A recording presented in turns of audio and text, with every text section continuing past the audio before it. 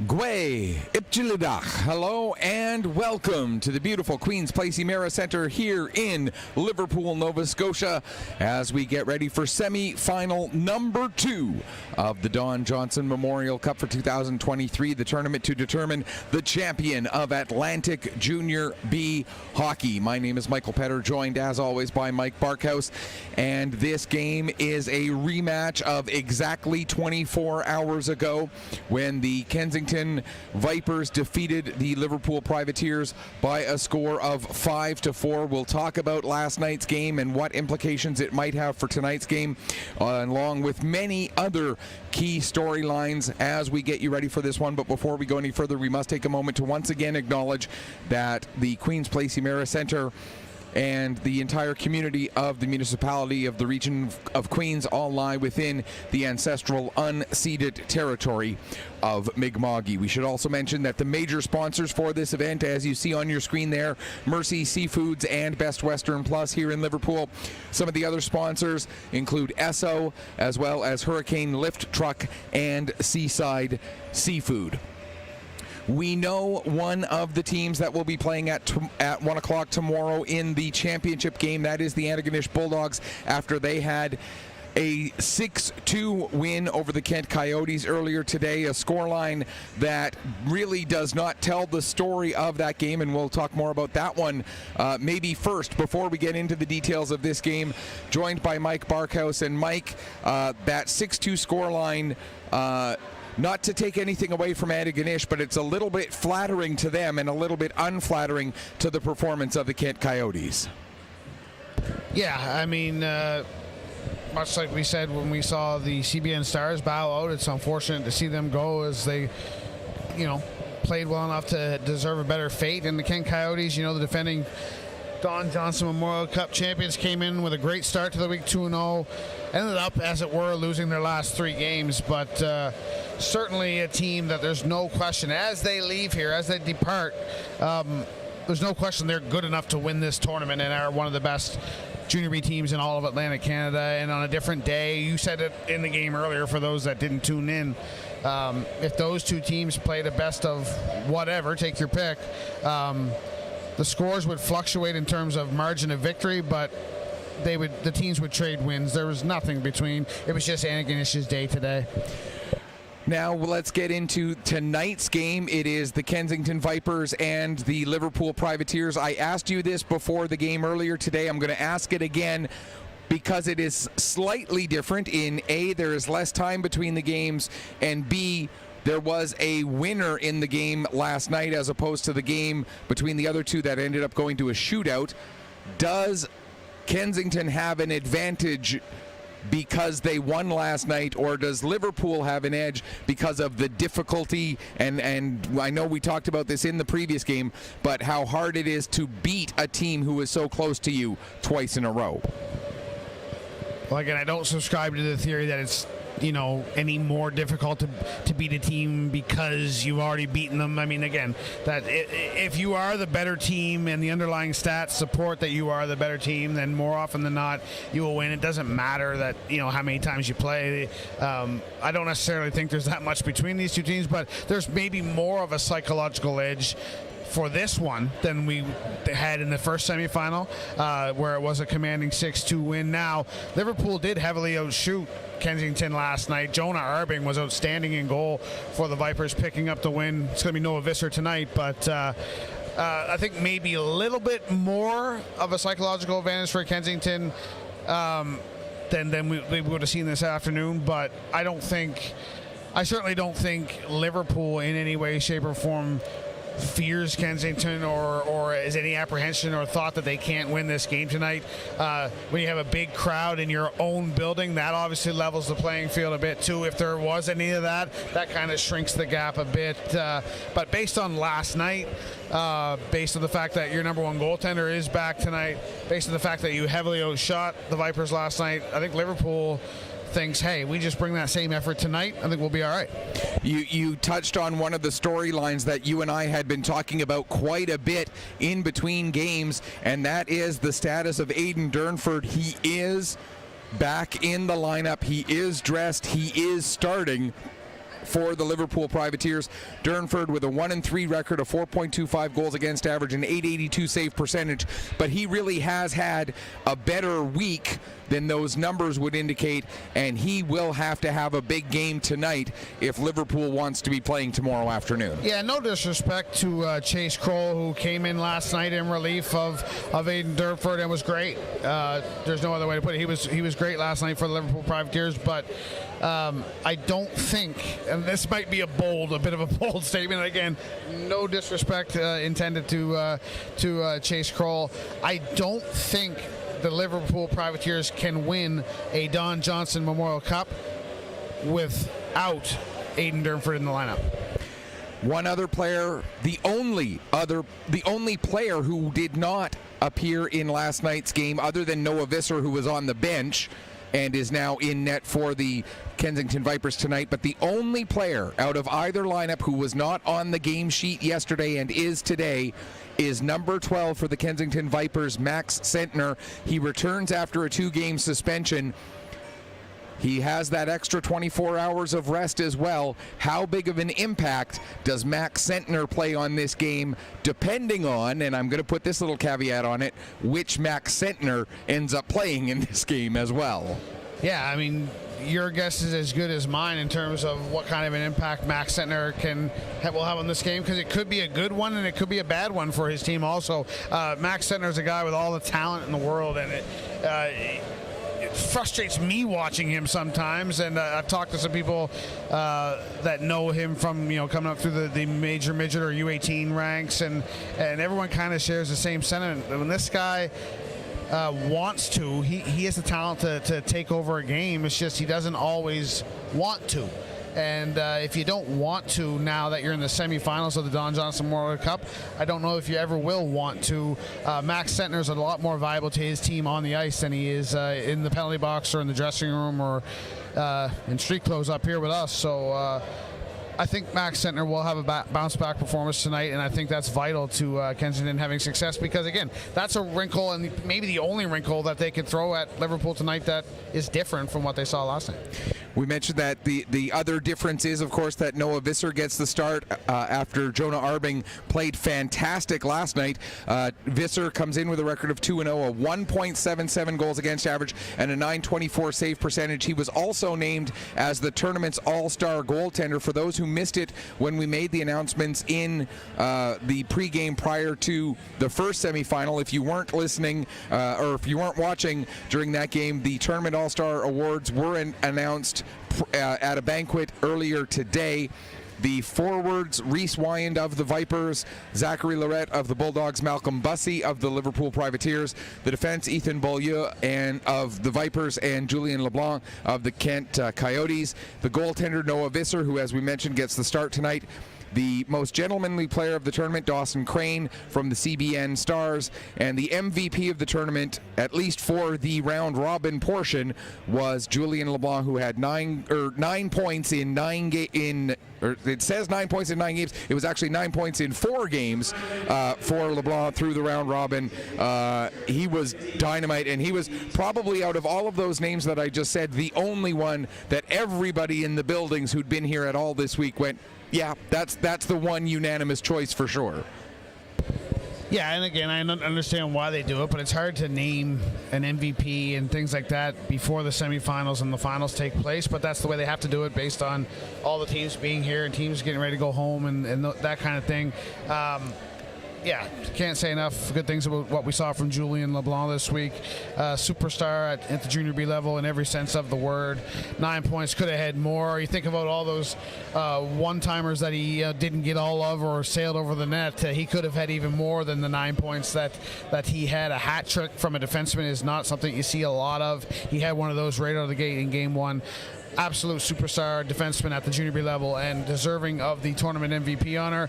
And again, the rest of the players that were named to the tournament all-star team, all deserving in their own right. I'm not trying to make an argument against any of them, but there's more of a conversation that could be had about the rest of those spots than there is about the MVP. The tournament MVP is short of, someone stepping up here tonight and tomorrow as well and kind of like being like an MVP of the playoff round, but that's unfortunately that's not part of the criteria. So we go with what we go with. I'm going to throw one last key to this game at you. Noah Visser, we mentioned the tournament all-star goaltender. He's going to have to deal with a ton, and I mean a ton, of crowd noise out of the area that we have dubbed the turret. It'll be right over his right shoulder for the first and third periods. And if Visser is as good a goalie as he is, and we know that he is, you've been a goaltender. How do you drown out that kind of a distraction that you know there's going to be with that much noise from that location? I don't think there's one answer to that question because each guy's different. Like how I may do it is maybe not how Noah Visser would do it, but whatever works for you, you got to find that. You got to tap into that, and you got to tap into it fast because they were probably already on him in warm up, and now I mean we're not talking apples to apples, but there's an arena in Orono, Maine, on the University of Maine campus called the Alfond Arena, and that's where the University of Maine Black Bears NCAA team plays. Make a long story short, their student section is a balcony that wraps around basically the same as this does, but it's a tiered balcony that hangs right over the visiting goal for the first and the third periods, and the band is up there, and they give it to the goaltender, the opposition goaltender, all night long. This is a much scaled down version of that, but it does remind me of that. The banging on the board, same idea. The trash talk that we've now confirmed from some of the officials, some of the things they heard last night certainly had us laughing here in the pregame. You're right, Noah Visser is going to hear it, and he's going to have to tap into whatever resources he employs to keep his mind clear in this game, because he's going to have a bit of adversity there, and that's by design. They're standing there because they know the visiting goalie's there 2 periods out of 3. And I'm going to throw, if you can hear this question, as it is very loud here in the Queens Place Emera Center, you asked me this question in the first semifinal. I'm going to throw it to you now. In this game, how important is goal number 1 overall? Always very important, but I think I'm going to one up you. I think it's more important in this game than it was in the earlier game for one reason only. This big crowd, you don't want to take them out of it. So Liverpool wants to keep this crowd engaged, help, again, for a visiting team in an environment like this, a hostile environment, although they do have some fans in the stands cheering them on as well, surviving the first 10, that slogan. Well, part of that is not getting scored on and getting this crowd going wild. So I think it's a big first goal if Liverpool can get it.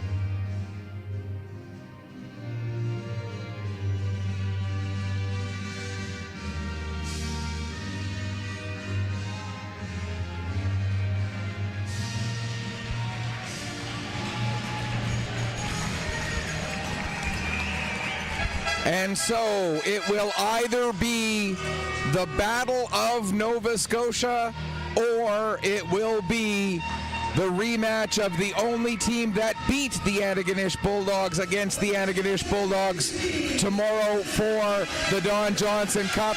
We'll know the answer to that question in a little over 2 hours from now, possibly more. We'll talk about the overtime format in case that ends up coming into play. Very quickly, we'll run through your starting lineups. In front of goaltender Aidan Durnford, it's going to be the defensive pairing of Aaron Lane and John Shubali, the forward line of LeBlanc with Joseph Osborne and Sam Hope. For Kensington, it's Beaulieu and Smith on defense. The forward line consisting of Reeves alongside Wyand and McKay, and we are underway here at the Queen's Place Emera Center, and just 6 seconds in we get our first stoppage. So much to analyze in those 6 seconds of play. Yeah, I've been analyzing the fans down in front of us here. I don't know whether there's a bigger crowd, smaller crowd, same crowd. I can't imagine it'll be smaller, but I'll tell you right now, there's more noisemakers in this building tonight than there's been all week. People are bringing any number of fashioned items, turning into banging and clanging and making noise. It's going to be hard for us to hear each other at times. Whether it's homemade noisemakers or noisemakers that are pre-produced, either way, it's going to be loud here in the Queen's Place Emera Center tonight. Absolutely a fantastic atmosphere, a great building, a great venue for a hockey game, and none bigger than this semi-final at the Don Johnson Cup. Puck is dumped down into the Kensington zone, played back out to center. The Viper captain Picketts will carry it ahead. He's got a man heading towards the net, fires a shot, save made by Durnford, and the rebound cleared away from danger. McCormick not able to hold the puck onside. That means Horn will now be able to get it back out. He'll pass it ahead, hops over the stick of Elliott. McCormick back to pick up for the Vipers. Vipers are the home team for this game by virtue of finishing the round robin in first place, so they will have the opportunity for last change, and they are in the whites as the home team, Liverpool in their blacks as the visitors, but it is of course their home facility, and so the rink that they are much more familiar with. Here's Greenlaw with the puck now out at center ice. He'll turn and dump it back into the Kensington zone. Comes off the end boards, hits the back of the net. McDonald gets it around to McCormick, up for Payne. Payne returns it back to McCormick. He'll take a look. Now get it ahead to Payne. Payne takes a bump from Elliott as he gets the puck across the center. He did not get across the center ice red line before he dumped it down, and so we'll get an icing call against Kensington just a minute 43 into this first period. Kensington captain Duncan Picketts with a good chance a few moments ago. First real test for either goaltender. Aidan Durnford looks comfortable, and he got to feel the rubber early. That says goaltender, you want to get into the game as quick as you can and feel that puck, and so far so good for Aidan Durnford. And we got sunlight on the far side again here tonight. Beautiful day along the south shore of Nova Scotia today, and as the sun sets, the light shines on the boards over there. You'll see it on the far side. Again, it looks, yeah, you can pick it up. I'm looking at the monitor right now to see. Yeah, it's noticeable. Ballum with the puck for the Vipers. He gets stood up as he comes into the zone. Owen Osborne doing a good job there. Now Howie avoids the worst of a hit from Payne, ends up losing his stick in the process, kicked the puck to a teammate who then ended up sending it down the length of the ice. We'll get another icing call here with now just 2:08 gone in the first period. I thought we had a bit of a nervous start between the two teams earlier today. I don't see that here. I don't sense that either of these teams are battling nerves at all right now. I think this is just more of like a game 2 of a best of 7, and they played last night. Yeah, I was going to say how much of it is because they played each other just last night as opposed to much earlier in the tournament. Here with the puck now is McCackern. He'll play it over to McDonald, that being Colby McDonald, one of 2 players with the same surname on the Viper team. Hopkins for the Liverpool Privateers gets it up as far as his own blue line. Klein couldn't get it any further as he was disrupted by McDougall. Now Owen Osborne with it once again in the corner. He'll play it around to his defense partner. That is Hopkins. Hopkins returns it to Osborne. Osborne back to Hopkins. Now across the near side, intended for Gallant. There to help try and break that up is Wyand. He had a huge day yesterday. 5 goals between the 2 games that the Kensington Vipers played yesterday, which vaulted him into that all-star forward position that he ended up getting. Now they battle along the near side wall. 4 or 5 players in there amongst the scrum. Puck gets as far as the line, no further as Nick Reeves knocks it down.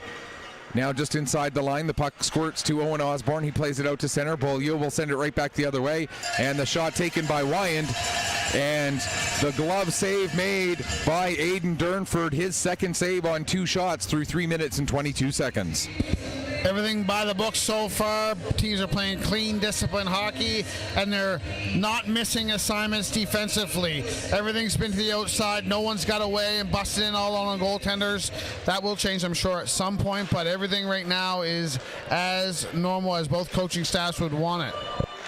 You mentioned clean play. That obviously could become a factor if special teams becomes a big part of this game, and we'll talk about the special teams numbers as they arise throughout the course of the evening. Here's Pickett's. He takes a bump from Lane, and the puck squirts through. LeBlanc back to pick up for the Privateers. His pass knocked down by Richards. Lane now gets it back to Shibali. He'll play it ahead. It's intercepted by Pickett's. Pickett's makes a move. Coming to the backhand. Gets a shot away. Second chance. And he ends up pulling the puck behind the net with him.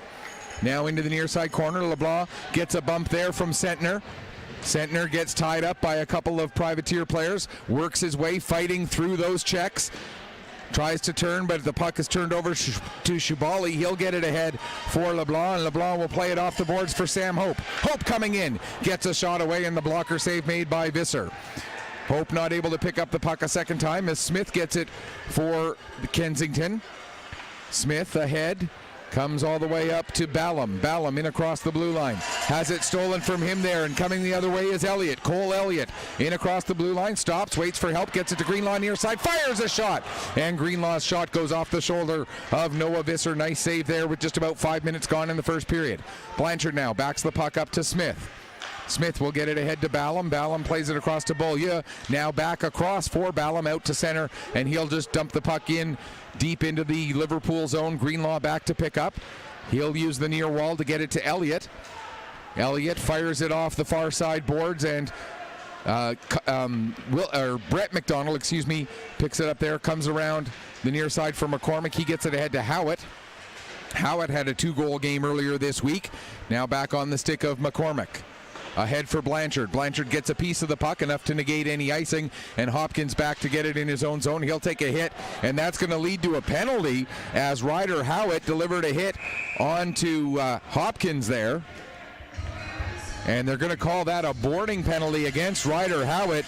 So the first power play of the game comes exactly 5.5 minutes in. It's going to be a power play for the Liverpool Privateers, whose power play on the tournament so far, 3 for 17, that's 17.6%, going up, 3 for 15, that's 20%, going up against a penalty kill that's been very good, 16 of 18, 88.9% kill efficiency for the Vipers. This is another way to keep the crowd into it here in the early going on the power play. You know there's going to be some decent scoring chance come out of this.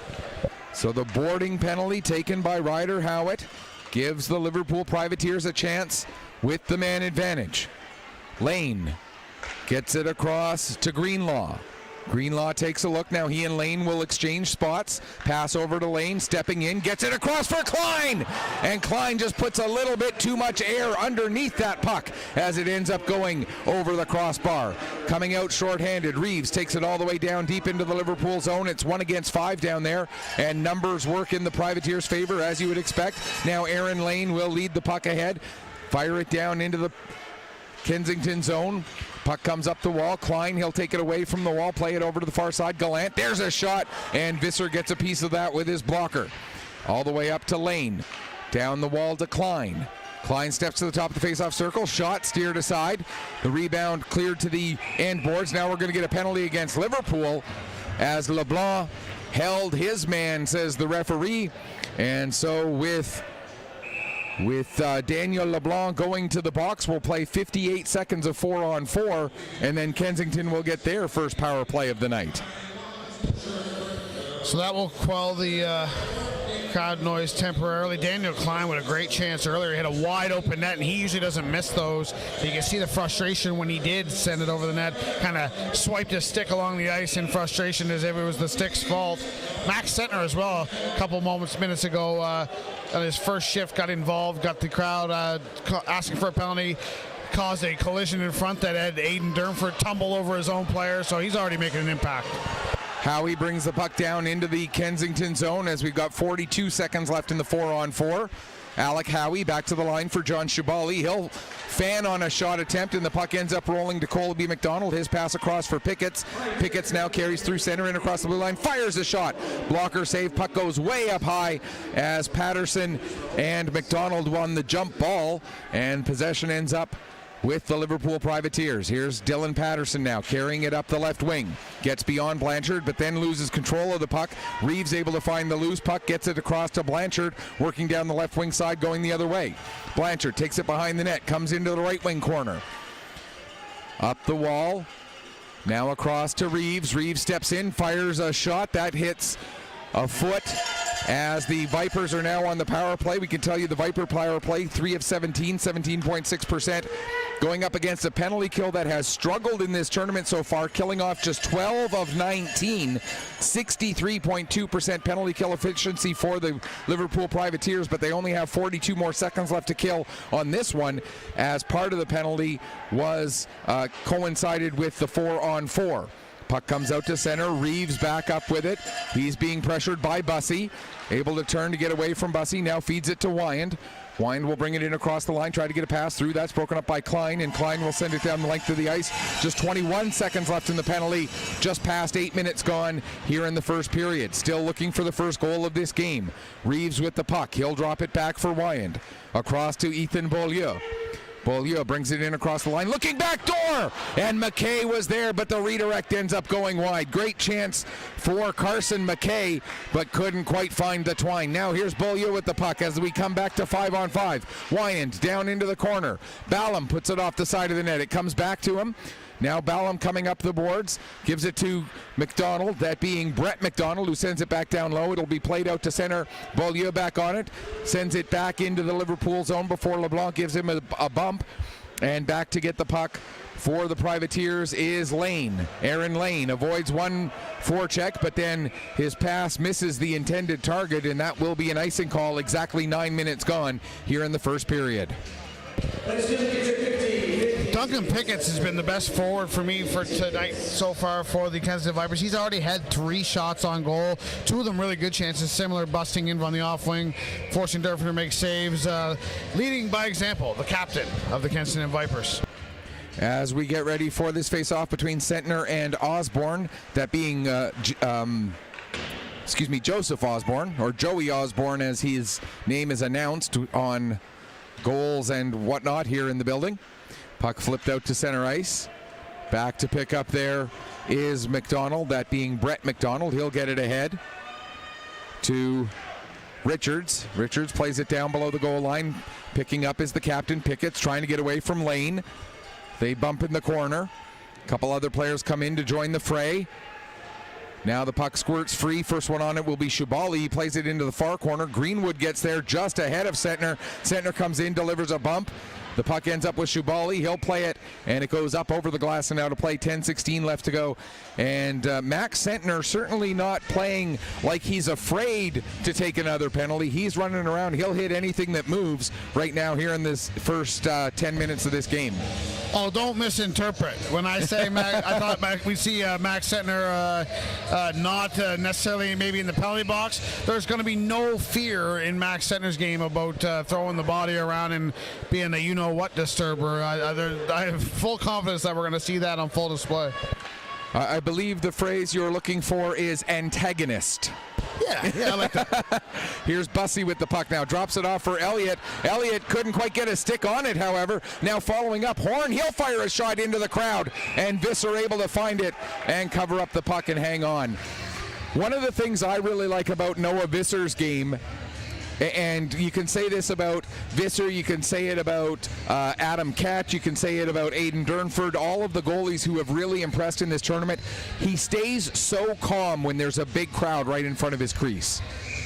We have to. I mean, especially when, the puck is loose and people are hacking and whacking, you don't know where it is. You might end up putting it in your own net if you start, with any herky-jerky motions. So, you got to be calm, and that's part of just playing the position well to begin with. Let them make the first move. You don't want to blink first.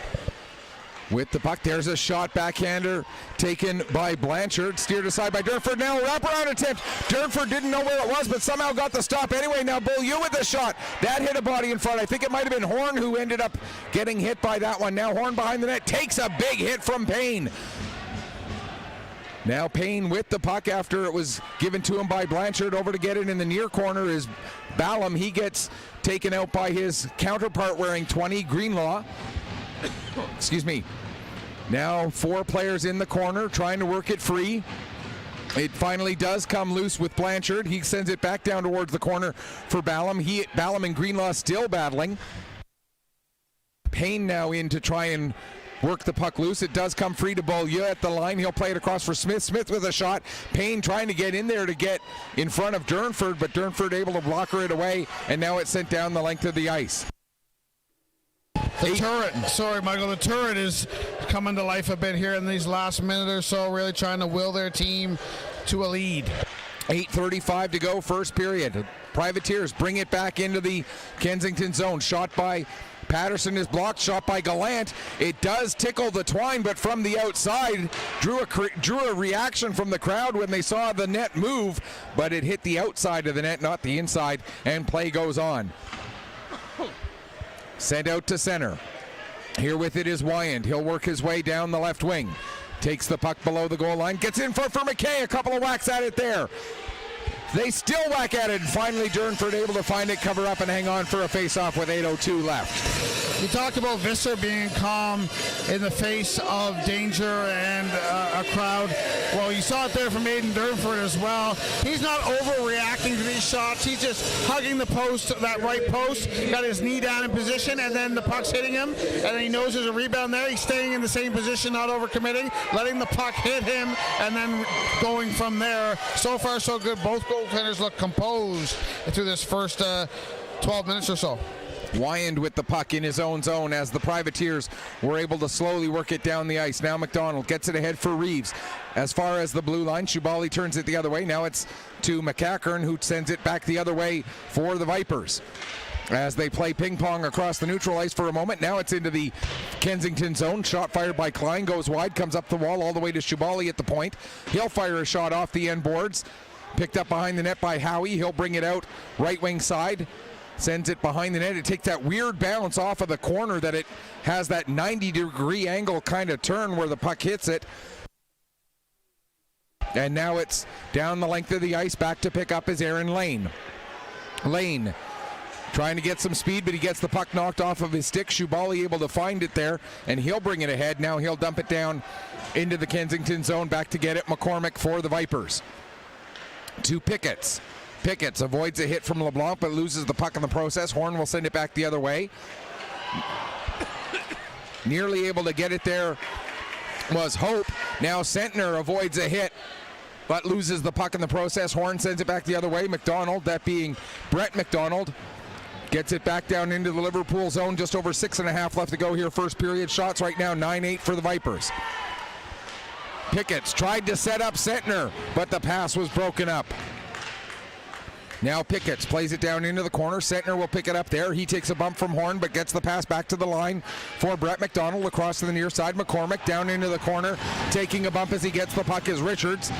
He's able to set it up there for Picketts. Picketts finds Sentner. Sentner has it stolen from him by Joseph Osborne. Osborne plays it up as far as the line, held in there by McDonald. Now Sentner back on it. He'll tee it up.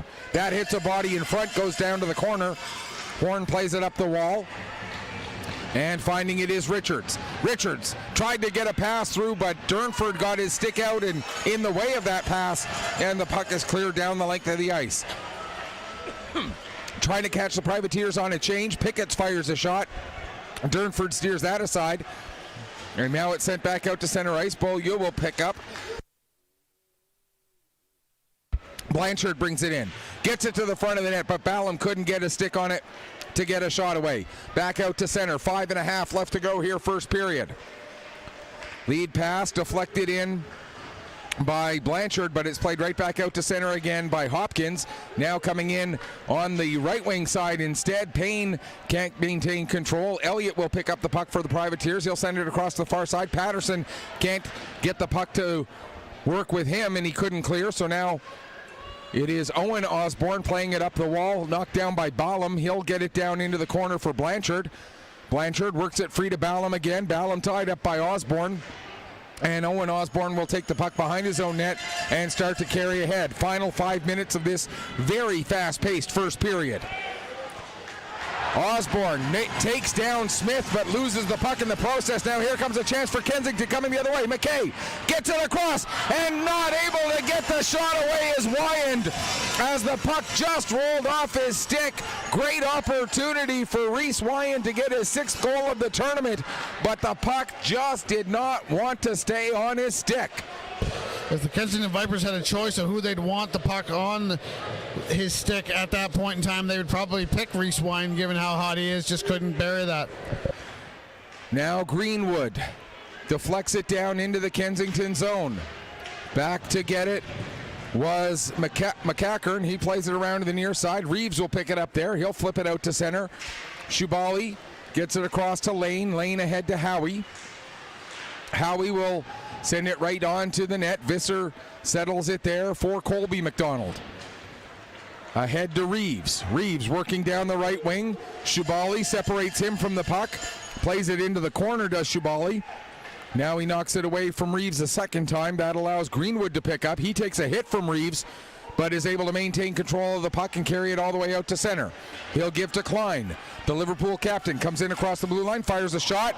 It changed speeds on him as it ended up hitting McCackern, and that nearly fooled Visser.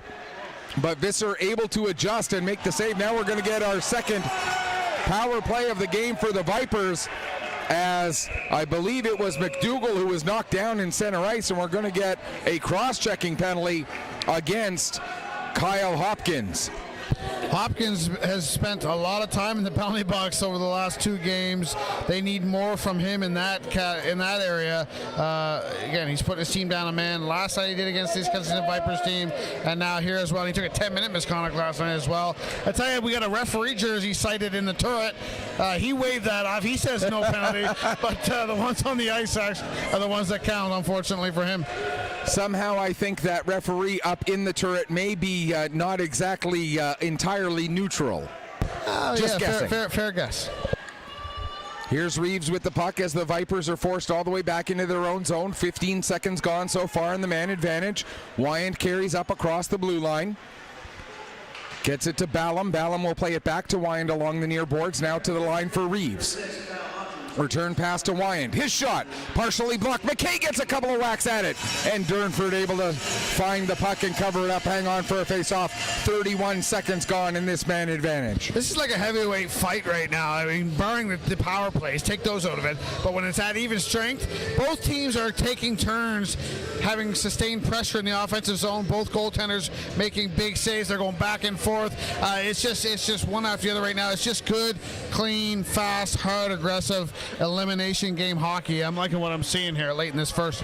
Really quickly, whose style does that benefit more if they continue to play this same style? I think, remember earlier in the tournament, I thought that the round robin game between these two teams would be the most physical, the most rough. I don't think it favors either. I think this is right up the wheelhouse of both of these teams. Reeves with the puck with 1:07 left to go in the penalty, gives to Wyand. Wyand gets it down low to McKay. McKay fans on his pass attempt, and the puck is loose at the side of the crease. Now McKay gets it back. He'll play it across for Beaulieu, back to the near side for McKay. McKay to the line. Reeves, he'll step in. Now give it to Wyand at the near wall. Wyand steps to the top of the face-off circle, plays it to Reeves, right back to Wyand again. Wyand catches the pass with his foot. Now McKay trying to go cross crease again. He can't. McKay gets it back, and how does that one stay out? Great chances here for the Vipers on the power play. Now Wyand gets the puck back. He'll take it behind the net. Comes out, tries a wraparound, but Lane makes sure that he can't get to the front of the net. 25 seconds left in the power play, and the Privateers are able to relieve the pressure by launching the puck down the ice, much to the appreciation of this very loud fan base here in Liverpool. You can hear the turret blasting off. The cannons coming out of the turret. With 5 seconds left in the penalty, just over a minute left to go in the first period. Here comes Pickett's working down the right wing. Puck knocked off his stick. Colby McDonald following up, dumps it in. It's knocked down there by Greenlaw. Greenlaw looking to get it ahead to Patterson. Patterson gets it in across the blue line, gives to Bussey. Bussey with a shot, and the blocker save made by Noah Visser. Now Patterson gets it back to the front of the net, but just out of the reach of Cole Elliott. 48 seconds left to go. Visser catches the dump in, settles it down for Colby McDonald. He'll play it ahead for Sentner. Here comes Sentner. He's got Pickett's with him. Trailing is Reeves. Richards rather. He gets it over to Richards. Richards with a shot, and the save made by Durnford. Behind his own net, Patterson. He's being harassed by Richards, but also in there for support is Owen Osborne. That allows Patterson to get away. 24 seconds left in the period. Puck is turned over just outside the blue line. Ballum brings it back in. Has it knocked off his stick by Owen Osborne.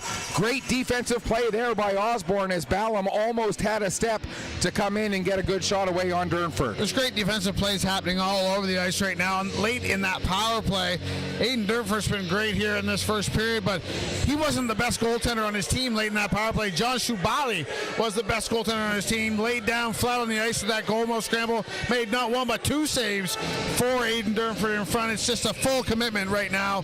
Everybody putting their bodies on the line for both teams. This is good stuff. 28 total shots on goal in this first period so far. Both goalies have stood the test as we have yet to see the first goal of this game. Here's LeBlanc with a shot. That goes wide. It'll come up the end boards. Blanchard will get to the puck. 2 seconds left, and we will finish the first period. We mentioned 28 total shots, 17 of them taken by the Kensington Vipers, 11 by the Liverpool Privateers. Mike, it's starting to quiet down a little bit here now.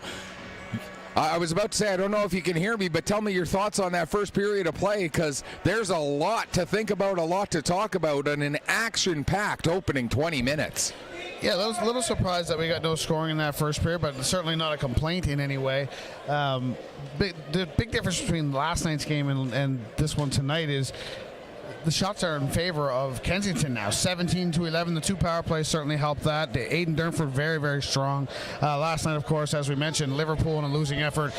Outshot by a large margin by Kensington, but by the Privateers, but not the case tonight. It's kind of reversed a little bit, but I do expect that to be much less lopsided tonight as we go on. But again, nothing between these two teams. Completely even first period in every sense of the word. Sometimes you see a 0-0 game because two teams are playing tentative. Neither team really wants to take a risk. Neither team really wants to put anything too crazy out there. That is not this 0-0 period. Not even remotely close.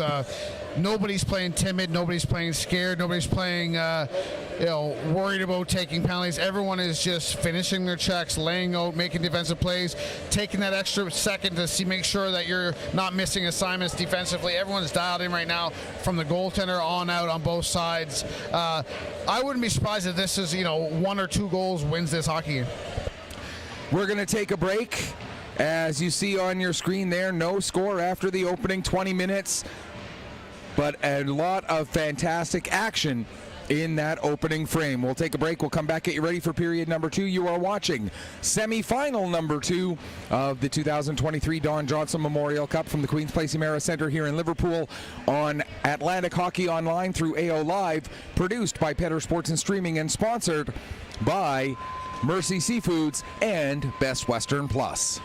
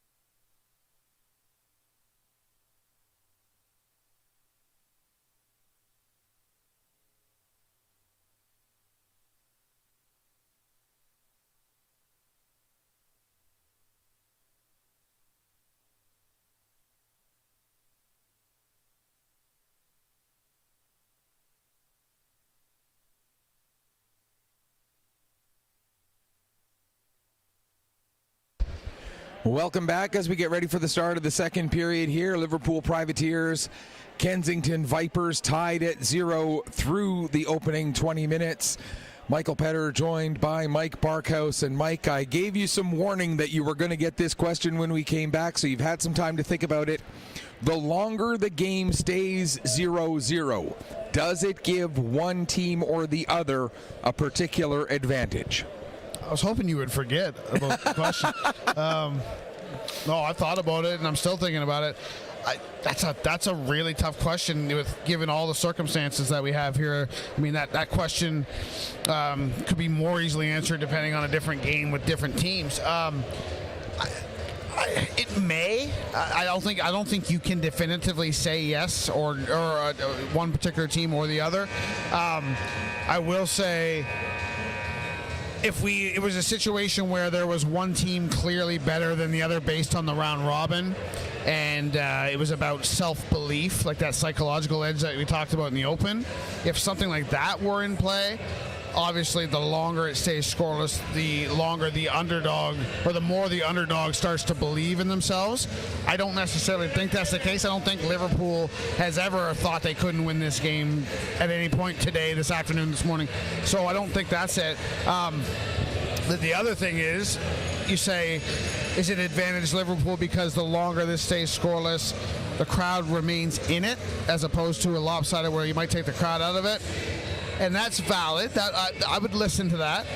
But also the counterpoint to that is, if we're 5 minutes to go in the third and it's still 0-0, yeah, the crowd's into it, but there's going to be a lot of nervous energy in here, and that's different than a big crowd that's nervous is not the same as a big crowd like right now making noise with the noisemakers.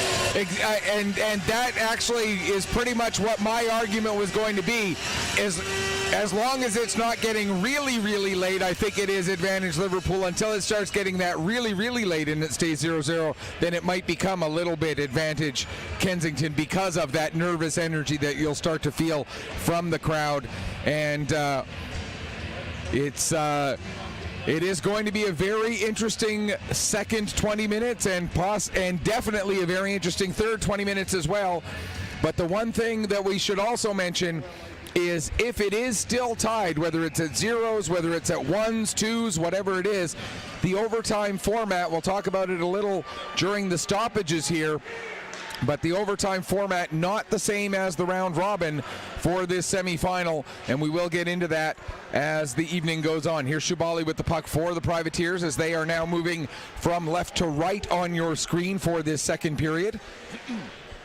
Puck comes into the near side boards. Bussey will play it back to Lane. Lane has it stolen from him by McKay. McKay has Reeves coming up to join him. Here comes McKay coming in. McKay gets the shot away, and Durnford with the save.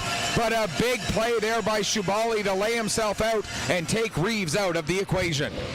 I've said on a couple different occasions during this tournament, I've really liked John Shubali of the Liverpool Privateers. I've really liked his game. He kind of, he's one of the anchors on the power play on the D for the Liverpool Privateers. He's playing big minutes in this tournament for Ryan Falkenham, and he's delivering. Really, really like what I see from his game.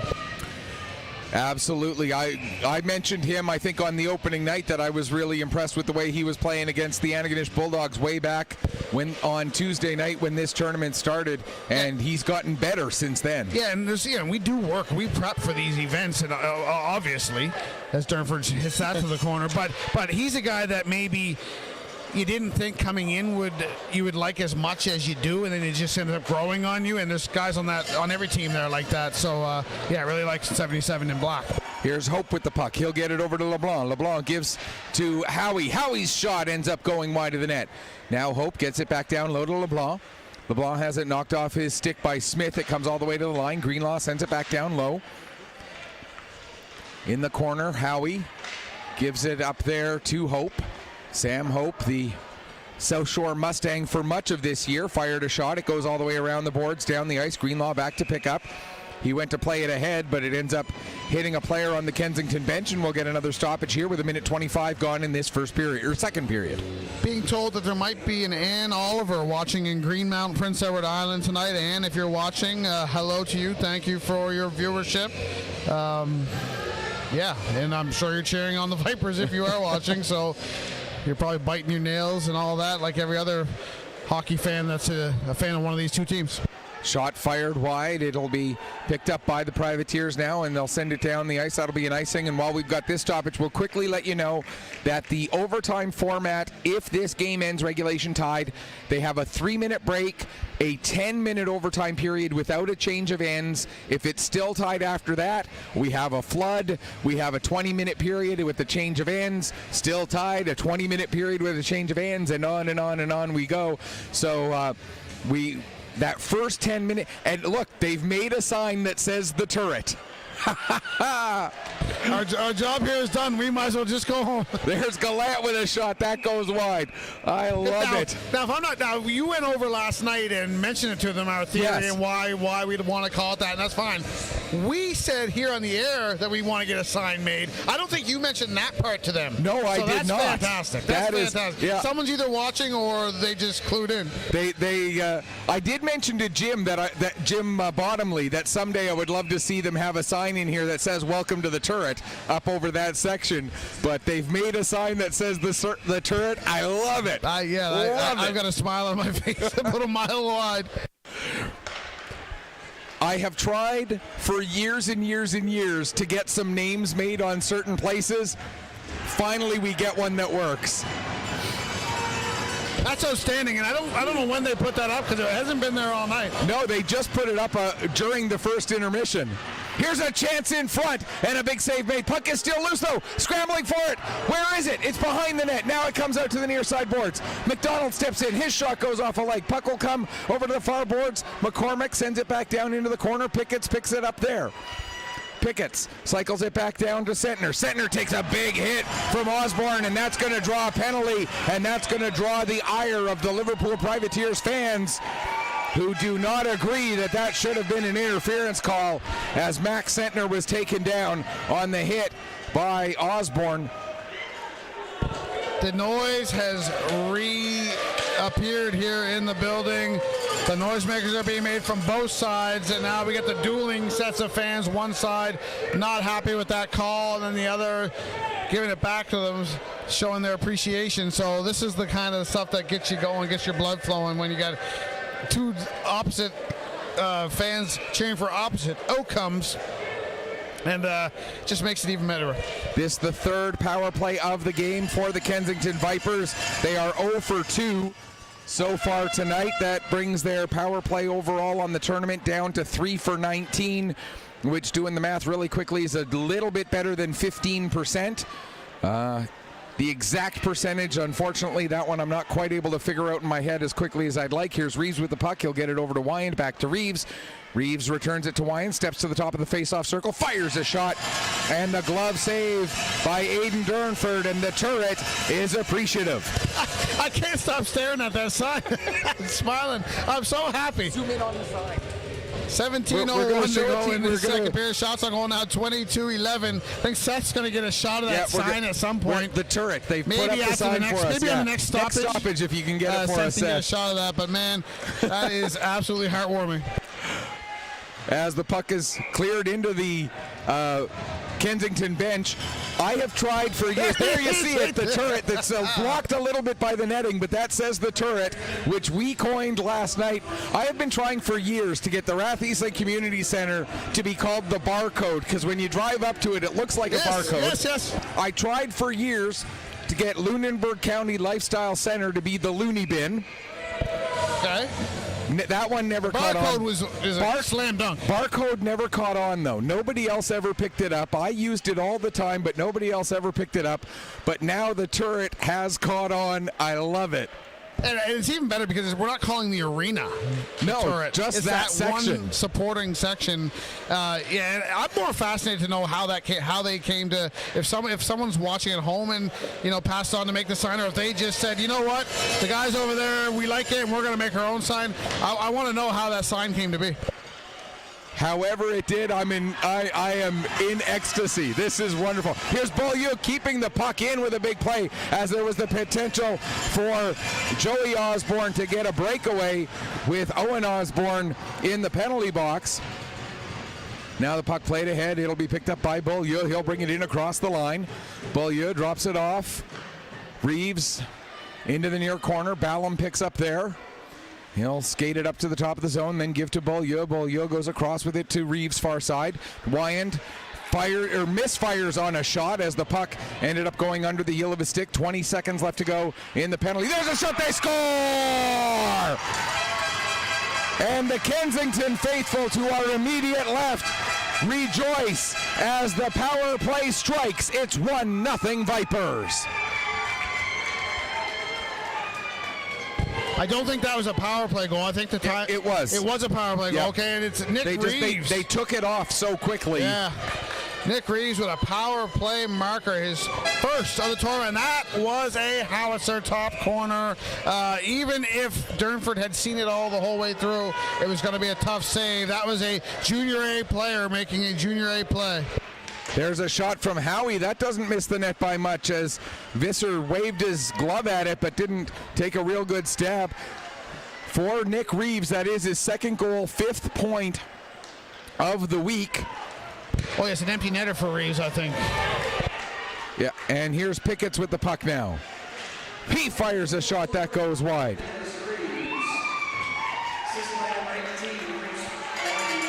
Ryan gets an assist, as does Beaulieu. So again, that is Nick Reeves' second goal, 5th point, assisted by Reese Wyand. For Wyand, that's his 7th point of the tournament. And Ethan Beaulieu, his second assist on the week. As down on the ice right now is Brett McDonald, and he cannot get up. Not sure. I didn't see exactly what happened to Brett McDonald there. I was looking down, writing down the information on the goal, so I missed it. You and I both.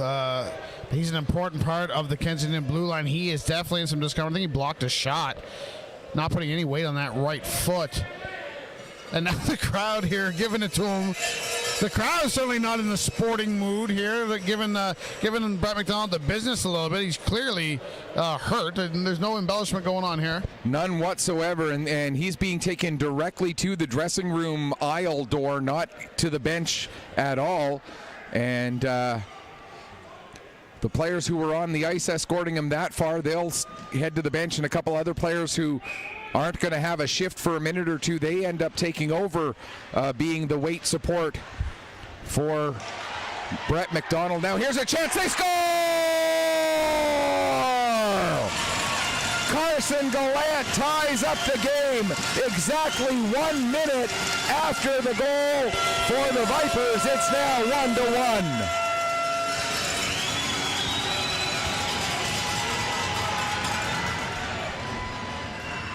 So the lead lasted all of 1 minute, and Carson Gallant, I said it last night, I was so surprised that he was not on the score sheet yet. He finally gets his first goal, first point of the tournament. He's had so many chances.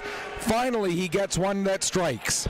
Yeah, the fact that Liverpool's made it this far with him being pointless, I know that's fortunate as well. I'll say Carson Gallant, we've talked all week about his quick release, and it was on display there. He just tapped that quickly in front, and that went into the top corner hard. That really, you see the net really bulge. That was a real power forward goal right there for Carson Gallant, former first-round Quebec Rangers Junior Hockey League pick, and we are tied at 1.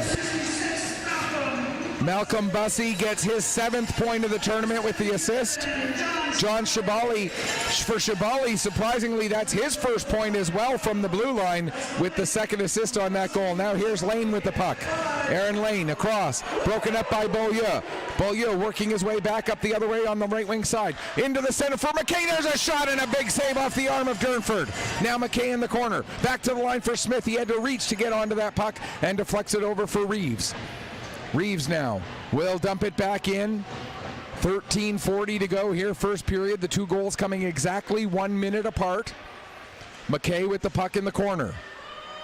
Back up the wall to McDonald. That, of course, being Colby McDonald, as Brett McDonald has not returned to the bench for the Kensington Vipers after we believe it was a blocked shot that had him favoring his right leg. Colby McDonald on the puck again. He gives it over to McDougall. And we're going to get a penalty, or not a penalty, excuse me, we're going to get a hand pass indicated here against the Vipers. So the face-off will move out to neutral ice with 6:45 gone in this second period.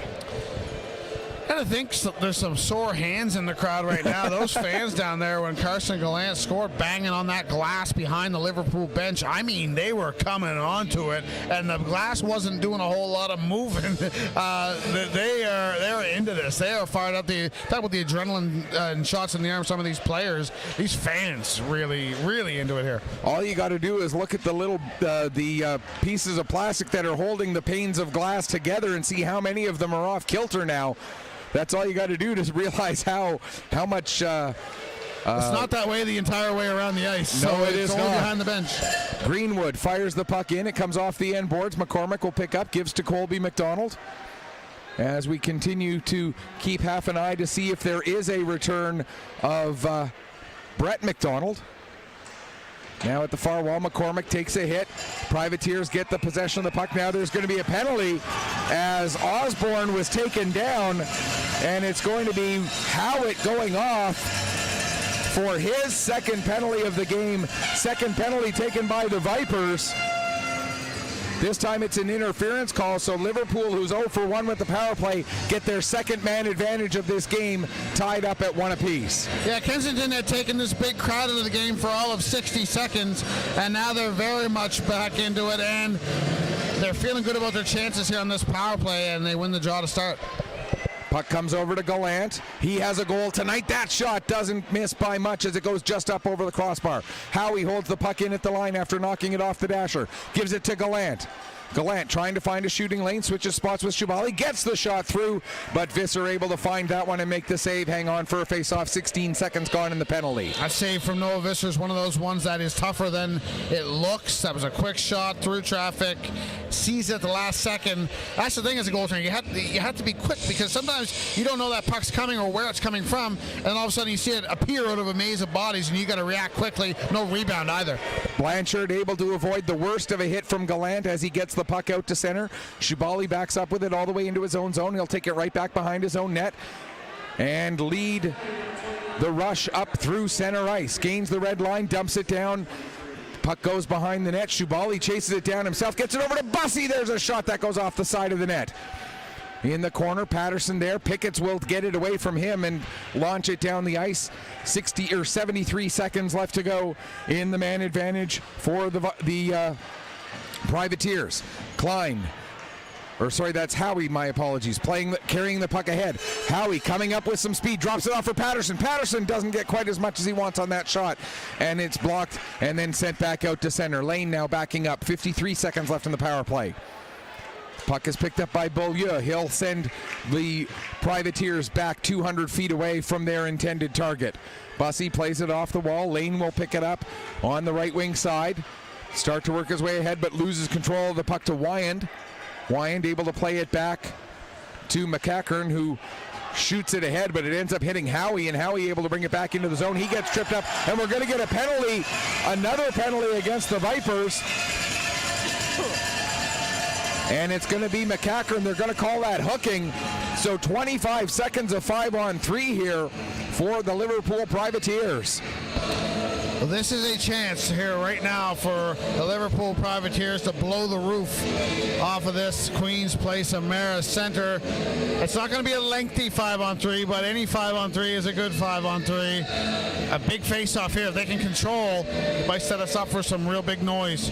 Key face-off between Bussey and Picketts. Neither player won it cleanly. The puck ends up with Smith. He launches it, and it goes off the hand of Howie and out to center ice. That's going to be a hand pass, as Howie touched it with his hand on its way out of the zone. The next player to touch it was Gallant. So that is a hand pass, and the face-off will be just outside the Liverpool blue line. 16 seconds now left in the 5-on-3, and the conversation is whether it's outside or inside the Liverpool blue line, depending on where Gallant actually touched that puck. Yeah, and outside is the final answer. Bussey and Picketts in on this draw. Puck comes to Howie as Bussey won that one cleanly that time. Howie carrying the puck ahead and across the blue line. 7 seconds left in the 5-on-3. Down into the corner, Howie with the puck. Takes a bump from Smith. First penalty has come to an end. Picketts gets the puck. He gets tripped up as he goes to clear the zone, and that's going to be a penalty against the Privateers. And was it Bussey Yes, it was. It was Malcolm Bussey. So we'll have a minute and a half of 4-on-4.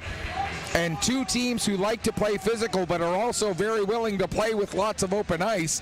4-on-4 for a minute and a half. Not the first time tonight we've seen a power play negated by a team taking a penalty of their own. That stalls the Liverpool momentum just a little bit and allows perhaps a nice exhale here from the Kensington Vipers and their fans. As the 4-on-4 begins, here's Smith stepping in, getting a shot away, and that's steered aside by Aiden Durnford. The penalty again, it was Alec Howie for hooking. Here's Klein with a shot, and the save made. Rebound! And Joey Osborne has that rebound steered away. Now a big hit along the boards between Klein and Beaulieu. Puck ends up with Nick Reeves. Reeves trying to work his way around Shabali. Reeves gets a backhand shot away. Didn't get much on it, and it's steered aside by Durnford. Now Klein gains the red line. He'll dump it down as a couple of players end up in a minor collision with the linesperson.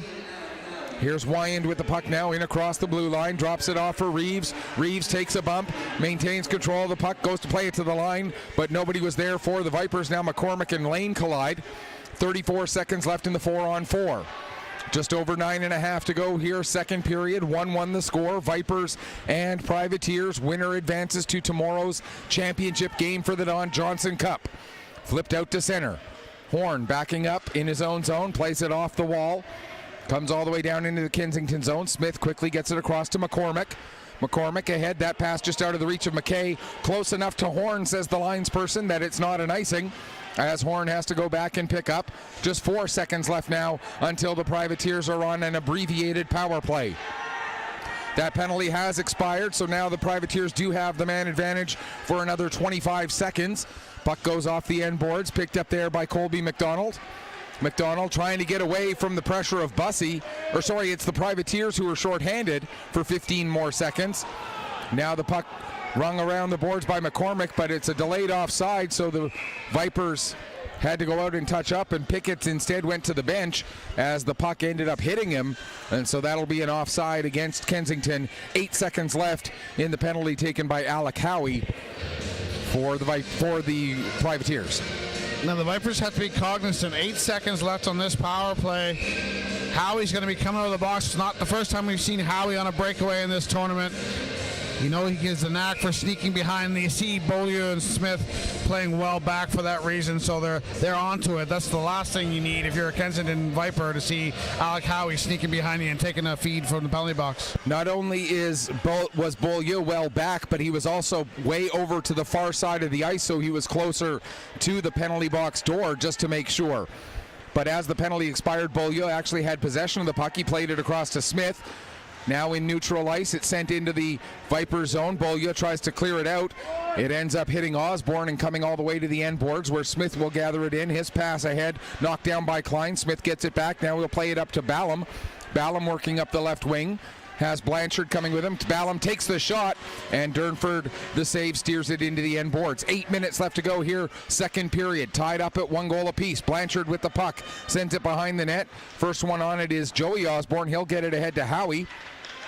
Howie looking to clear, but he turns it over to Ballum.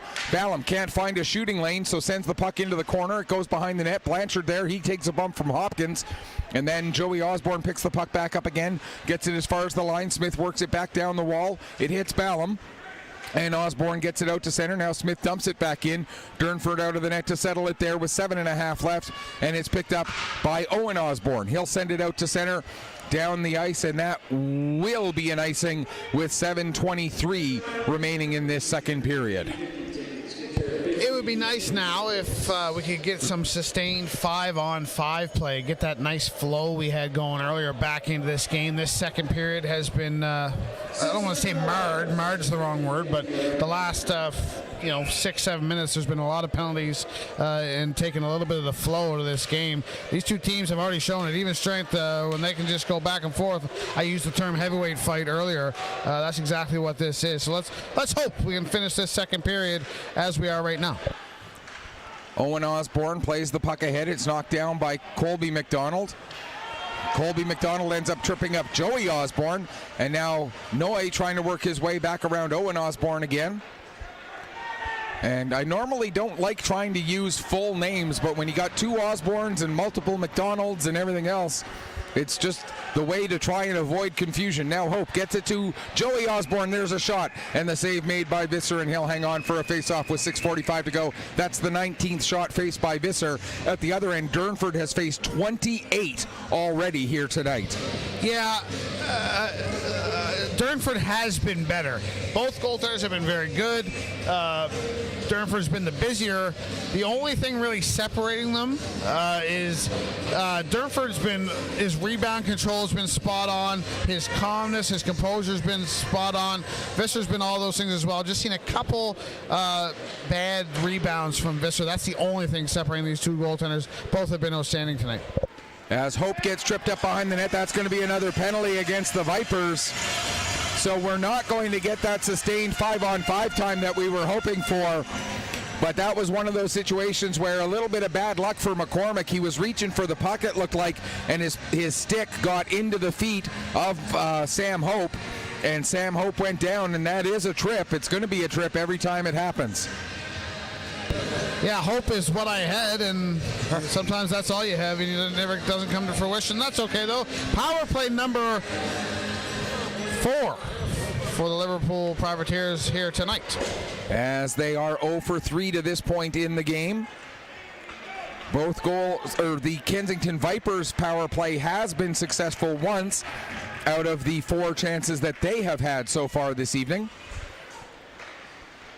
As Shibali takes the puck behind his net. 1:36 and counting left to go in the penalty. 6:08 and counting left to go here in the second period. Shibali ends up losing control of this puck. Smith tries to clear it, but it goes off a body. Smith gets it back, plays it across to the far side for Beaulieu. Beaulieu has 2 Privateers around him. Patterson ends up losing his stick, tries to kick the puck free, but Beaulieu able to knock that down. Now the puck comes back to the line. Gallant with a shot. It went off somebody and up into the end glass. Not sure if it went off of Visser or someone in front of him. Now Shibali gets it again, plays it over to the far wall for Howie, down into the corner. Howie working his way back up the boards. Now comes across with it to Gallant. Gallant and Shibali will exchange places. Shibali looking back door. Howie does get a deflection on it, but the redirect goes wide, and then Howie gets taken down. Didn't see if he got a stick in the midsection or what exactly happened there. Meanwhile, at the other end of the ice, a chance for Reeves, but he loses control of the puck as it's played ahead. Now Shibali with it. 28 seconds left to go in the power play. Shibali drops it off for LeBlanc. LeBlanc will fire it around to the near side wall. Bussy looking to get onto it, but a couple of Vipers are there. LeBlanc comes over to try and help out. Bussy now plays it back to Gallant. Gallant with a shot. That goes off of Blanchard and into the far corner. Comes up the wall to Lane. Down to Bussy. Back to Lane again. Joey Osborne. Gallant. Gallant's shot blocked by Pickett's. And Pickett's will get it out to center as we're back to 5-on-5. Here comes Blanchard. He's got McCormick with him. Blanchard shoots. Save, and the rebound cleared away from the front of the net. 4:23 left to go here in period number 2. 1-1 the score. Both goals coming earlier in this period, just 1 second apart. 1 minute apart, excuse me. 1 second apart I don't think is physically possible. Takes the puck a little bit. It would take the puck a little bit longer than that right off of a face-off draw. Now with the puck, there is McDonald, that being Colby McDonald. Speaking of McDonald, still don't see Brett McDonald back over at the Kensington bench. That's one of the storylines we're following right now, as we're going to get another penalty. Holding the stick is the indication. And it looks like it's going to be against Horn, I believe. Yes, Jarrett Horn going off with 3:46 left to go in what has been a much more penalty-filled second period than we saw in the first. Kensington had another good chance to take the lead a few moments ago. And again, I said it earlier in the tournament, and I think it was Aiden Durnford I was referring to when I said it earlier in the tournament. Even on saves where he has to slide left or right, the puck is still hitting him square right in the logo. That tells you he's dialed in. He's been very, very composed tonight. I don't know if there's any kind of shot right now that's going to give him. It might beat him, but it's not going to make him have to overreact or move herky jerky. He is complete control of his body and his equipment right now.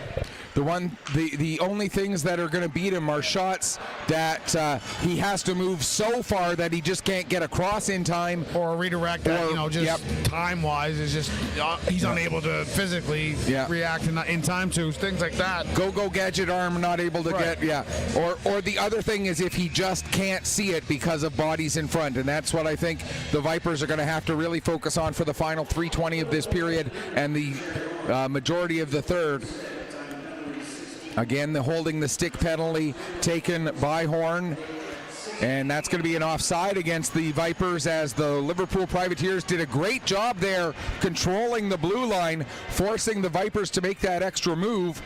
1:25 left to go in the penalty, 3:11 remaining here in the second period.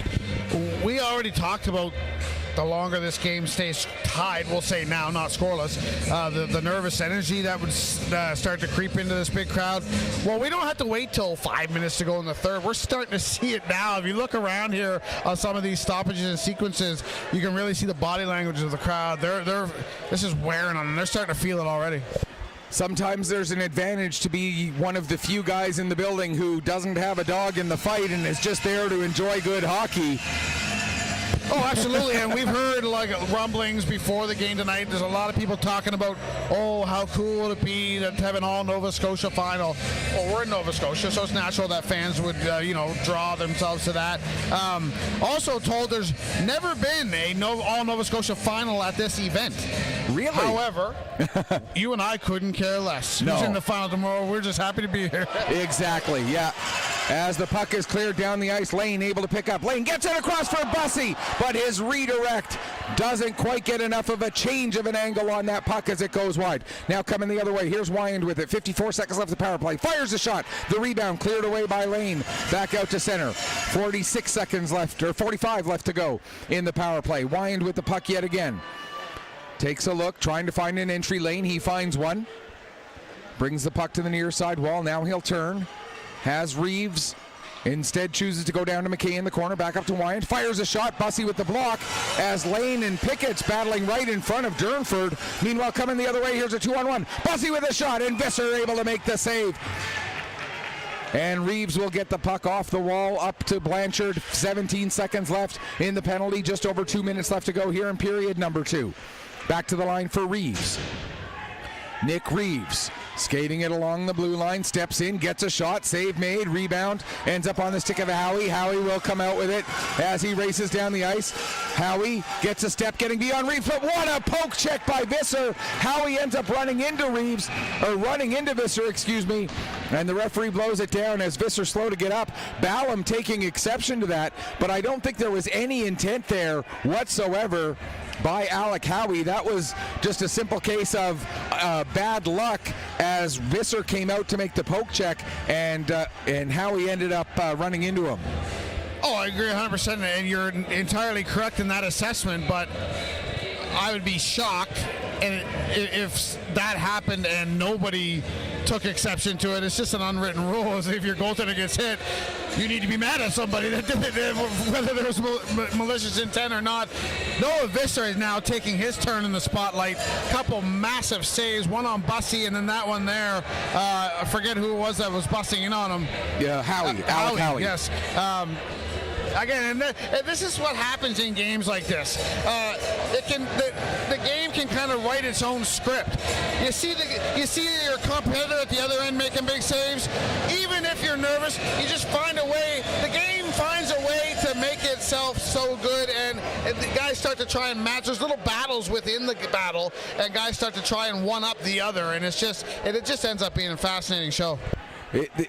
This is one of those games, I use this phrase, I try to use it sparingly because you want to really save it for the greatest games that you get to watch, but this is one of those games where if you're not having fun watching this game, you don't like hockey.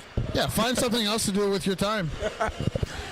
This is an absolute, My wife loves watching romantic comedies. That's where she gets her drama. I get my drama here at the rink, and I am getting my fill of it and then some here this week. I will go to my grave beating the drum of there is no better reality TV than sports. Amen. And that is just, I don't, fight me on that. You won't be able to convince me otherwise.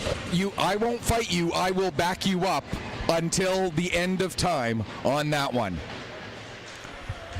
As the puck is cleared down the ice, 1:05 left to go here in the second period of this soon-to-be a classic, instant classic. Shubali bringing it in, fires a shot. That's blocked by Smith. And to think, we still have one more game tomorrow. All the games, just one. The bad news is we have only one game tomorrow. The good news is we still have another great game out of this tournament yet to go. As the puck is cleared down the ice, Ballum going in after it. He will get to it. Tries to get it towards the front of the net. Shubali got a stick on it. Now it'll be cleared back out to center. Pickett's will dump it back in. Delayed offside. And Blanchard, I don't think he realized that the puck came out. So that'll be an offside with 30 seconds left. And now they've added another sign there. Can't quite read what it says. Howie,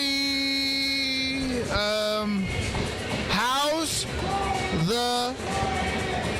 My God, I sound like I'm just learning how to read. It's a funny angle, and it's not a big font. How's the door number 8? I think. Okay. Yeah. Unfortunately, where I'm standing, it's right through the corner of the net, so I really can't see any of that sign at all. So they're obviously getting on Ryan Richards a little bit about something.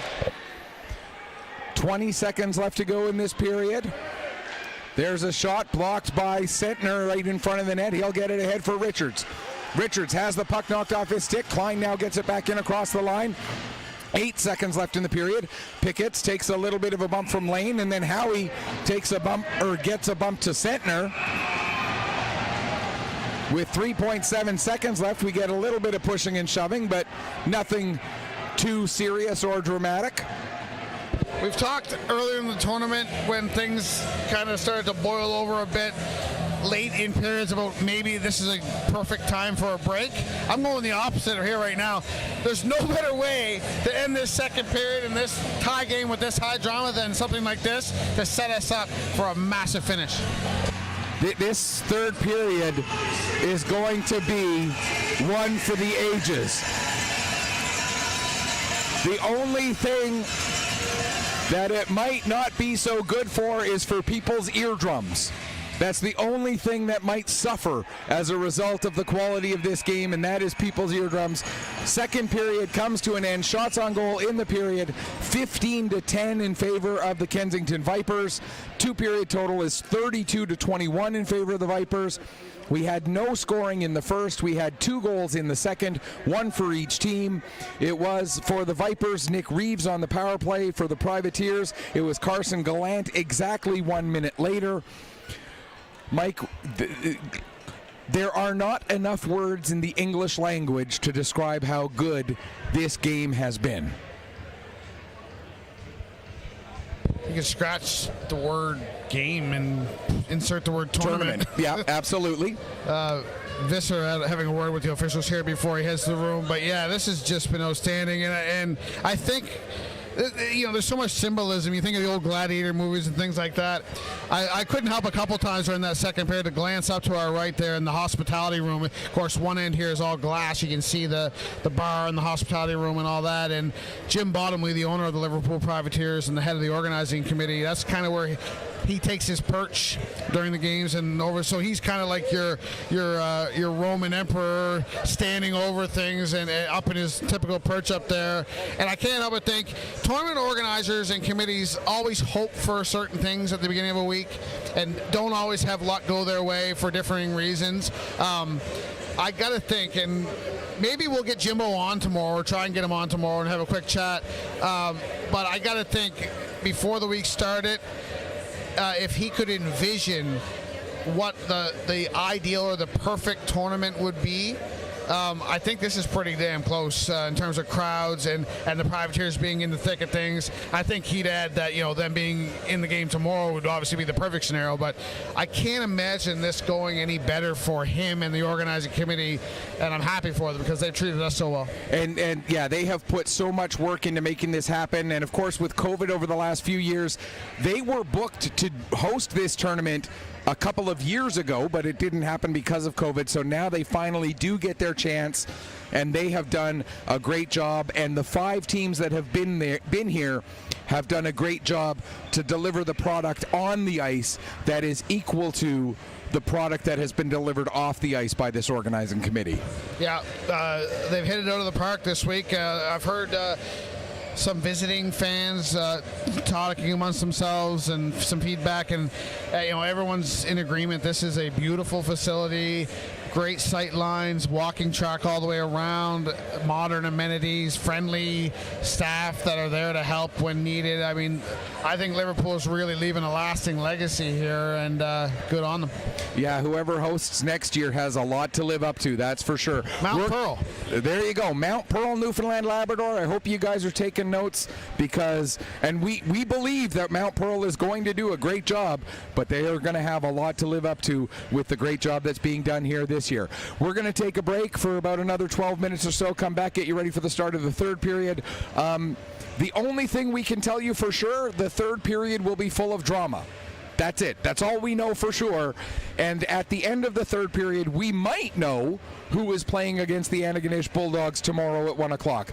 We'll take a break. We'll come back, get you ready for that. You are watching the 2023 Don Johnson Memorial Cup from the Queen's Place Emera Center in Liverpool, brought to you by Mercy Seafoods and Best Western Plus here on Atlantic Hockey Online through AO Live, produced by Petter Sports and Streaming.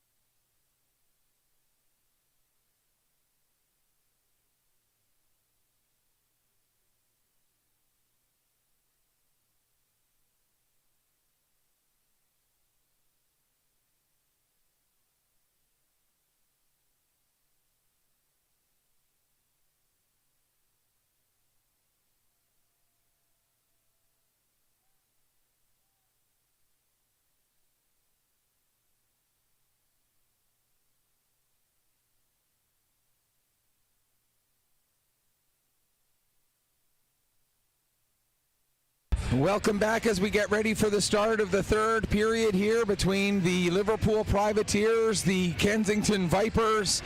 1-1 after 20 minutes. Enough to decide who plays Antigonish tomorrow? Well, we'll have to wait for those 20 minutes to find out. A reminder, if it is still tied, there'll be a 2 to 3 minute stoppage. Then we'll have an overtime period of 10 minutes where they do not change ends.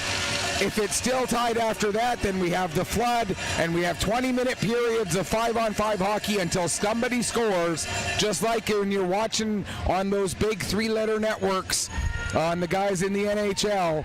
There has to be a clear winner. There will not be any sort of a shootout. 5-on-5 hockey until there's a winner, if it's still tied 20 minutes of playing time from now. As it should be. And I wouldn't rule it out in this one, that's for sure. I said, not trying to toot my own horn here, I said earlier 1 or 2 goals might be all it takes to win this game, and so far it's setting up nicely for that. Yeah, and you know, you and I have been pretty lucky in that most of the things that we've said are probably going to happen have ended up coming to fruition.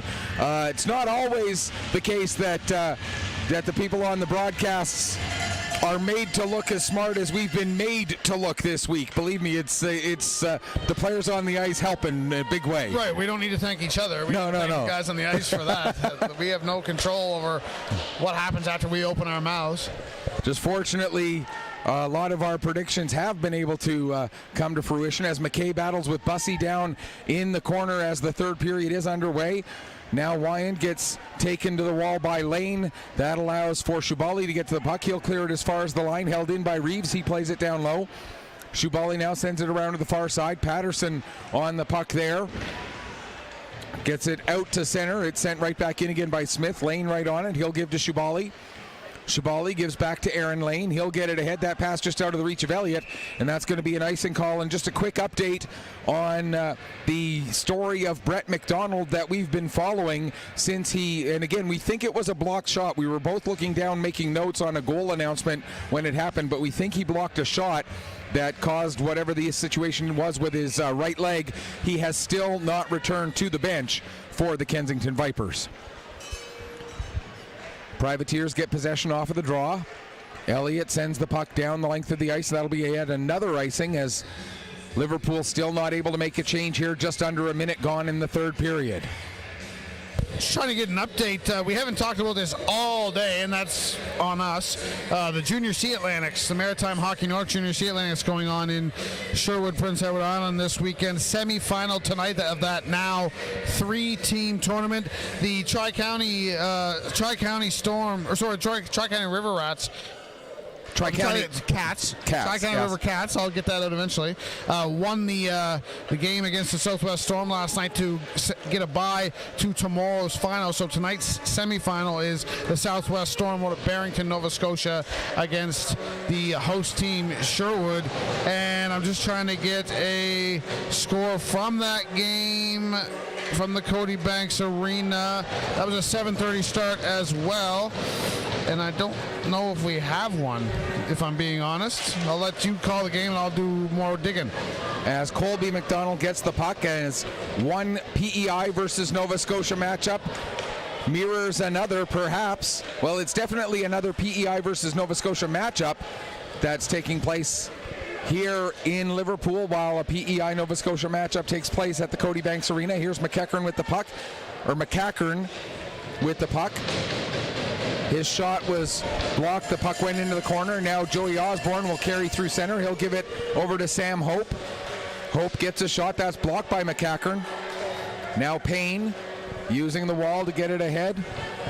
Is that someone blowing an air horn? Or it sounds, it's a little bit of an odd sound. There's Ballum with a shot.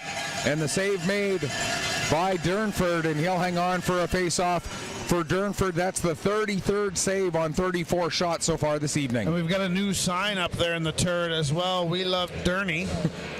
So we know who that's for. Do have an update as well, finally, from that semifinal game at the Maritime Hockey North Junior C Championship. Southwest Storm with a 4-2 lead over the Sherwood Metros, out shooting Sherwood 41-18 right now. That is likely early in the third period there as well. So it looks like we may get a rematch, Tri-County against Southwest, for the Junior C crown tomorrow. And that was not exactly, but it was the New Brunswick versus Nova Scotia in last year's final. It was Western Valley over Southwest in East Hants last year. So something to watch. We'll continue to watch that as well as the tomorrow unfolds. And we should mention as well that tournament is available through Atlantic Hockey Online on AO Live, just like this one is, as that puck sent down the length of the ice. It's not Petter Sports and Streaming that's producing that one, though. Got to toot my own horn a little bit here, as it is Petter Sports and Streaming doing the producing on this one. And I got to say, I've had a chance running Petter Sports and Streaming over the last several years, while we've got a quick stoppage here, to work with a lot of different people, a lot of different crews. Mike, you and Seth have been so great to work with this week as well. I want to thank you guys both for stepping up and working with me this week. It's been fantastic. No, we appreciate that, and the feeling is mutual. Obviously, there anytime we can, there for you. We just enjoy doing it. I speak for myself, obviously, but yeah, no, having a lot of fun. And there's Reeves with a shot, and that may have gone off the mask of Durnford. May have, and it did, as his the neck guard of his mask has come loose, and he finally gets the attention of the referee that anytime there's an equipment issue with a goaltender, you got to stop the play because it's just too dangerous of a situation. So Durnford will have a quick pause here while Durnford gets his neck guard repaired on that mask. They may, depending on how long it takes, they may force him to wear a different mask for a minute or two. But you never want a goalie to have to deal with unfamiliar equipment either. No kidding. And this is Junior B, of course, so there's not an unlimited budget where they just go grab another mask that's laying around. It's his mask or Chase Grohl's mask. That's likely the only two options. And it looks like all they did was just take that extra neck guard off. And so he's going to play without that hanging neck guard that most goalies have at the bottom of their masks. Now McKay trying to turn and get a shot away. It goes off the leg of Horn. Puck ends up with Joey Osborne. He'll come up through center. Osborne fires a shot. That goes well wide. Puck will ring all the way up the boards and out to center ice. Wyand sends it ahead. Hopkins reverses it up the other way, but now Wyand back on the puck. He'll carry it in this time, heading down the left wing, coming to the front of the net. But McKay couldn't take that pass out from his feet. Tried to make a centering pass himself, did McKay, but it was intercepted by LeBlanc. Vipers back on it. McCormick stepping up from the line. He takes a bump from LeBlanc as they battle along the near wall. 3-4 players in there. Finally, McCormick gets a shot away. Durnford the save. And you've mentioned this tonight, but it bears mentioning again, as we saw a perfect example of it right there, the great rebound control of Aiden Durnford. Yeah, that hasn't changed all night long. Sometimes guys start that way and then it goes away, or vice versa. They a little shaky in the beginning and then it comes to them. But no, Durnford right from shot number one, his rebound control has been sublime. Which explains why the guys in the turret love Durney so much. There's a shot that gets deflected, goes up over the glass and out of play, and we'll get another stoppage with 4:13 to go. And I don't know that they need that much encouragement to make noise. This crowd is being plenty loud here already at the Queen's Place Emera Center. I'm sure at some point in my life the noise here will be part of the reason why my hearing is not so good. But hey, no regrets. This has been fantastic to be a part of. Love the atmosphere here in Liverpool for this tournament, as Greenwood has the puck taken away from him, and coming up the ice it is Richards. He's got Pickett's heading towards the net. Richards sends it all the way down into the near side corner. Pickett's gets tied up with his man. That was Shubali, who's able to get it out to center. Beaulieu sends it back into the Liverpool zone as we're down to 15-20 left to go in regulation. And yes, it's time to start referring to it that way. Here's Klein with the puck. Makes the move as he got around Beaulieu, but Beaulieu able to stay with him and force Klein to not get quite as much on that shot as he might have hoped. Now with the puck, Lane, he played it ahead, but it was intercepted by Richards. Richards stops, changes direction. Lane able to stay with him, pin him to the boards. Greenwood comes in to help out. Poking the puck free, though, was Blanchard. Ballum tried to make a return pass for Blanchard, but that was broken up And now here comes Klein. He takes a bump from Blanchard, but is able to get the puck in deep. Howie loses it there to Smith, but Gallant knocks it off of Smith's stick. Now coming to center, dumped in by Greenlaw. Back to get it, Smith trying to get away from the pressure of Patterson. Patterson creates a turnover, plays it back to Greenlaw, tees it up from the point. That hits a body in front and ends up coming down onto the ice right in front of Noah Visser. And Visser and Durnford, if you're a goaltender coach right now, you're taking video of this and you're showing it to all your young goalies and saying this is how you play this game. Well, especially under pressure. I mean, you couldn't ask for any more from both of these goaltenders. The nerves can always at risk of coming into play once you get to this stage of these big tournaments, but neither of these goaltenders is feeling it. They're absolutely doing everything they can to give their team a chance to win. Now the pass ahead, picked up by Wyand. Wyand coming in, working there against Greenlaw. Greenlaw takes Wyand off of the puck, but McKay following up, gets to it. He plays it to Wyand in the far corner.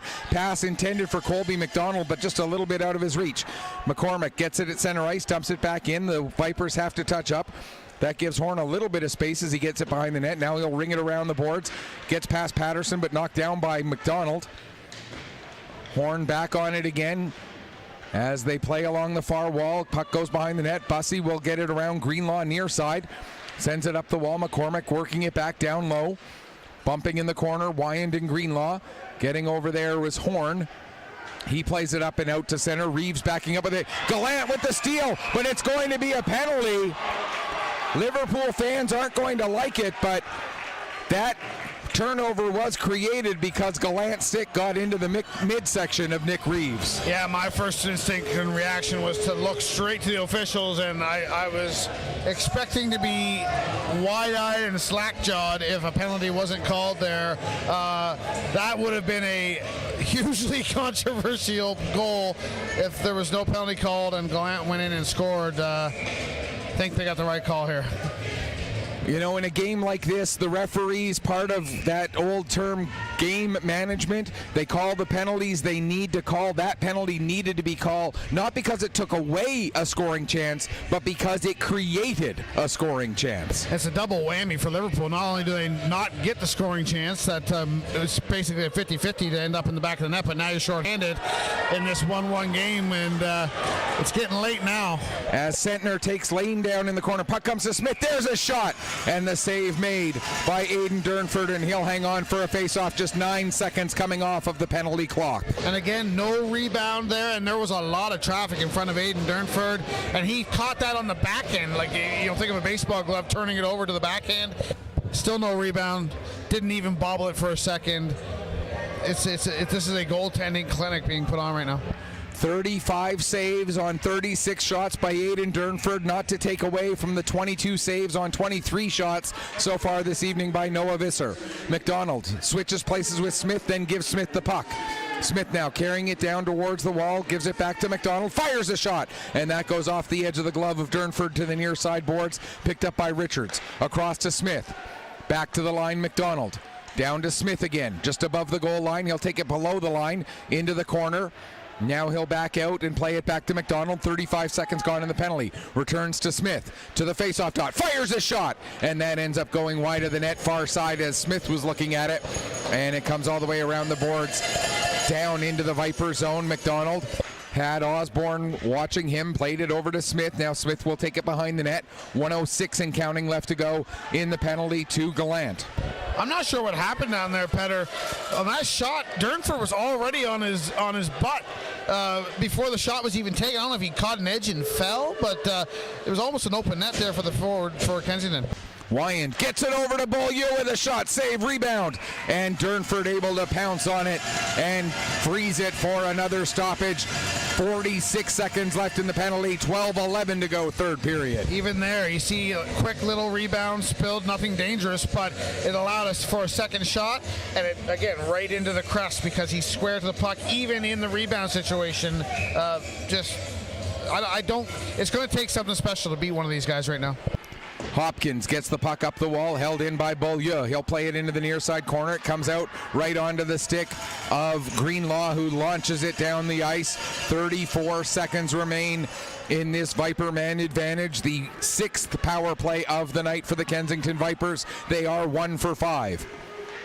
Pass for McKay. McKay throws it to the front of the net. Only black jerseys were there. Klein gets to it first along the near side wall. Plays it ahead. Bussey will get it the rest of the way out to center. 14 seconds left now in the penalty as Reeves brings the puck back in across the blue line. Over to Wyand.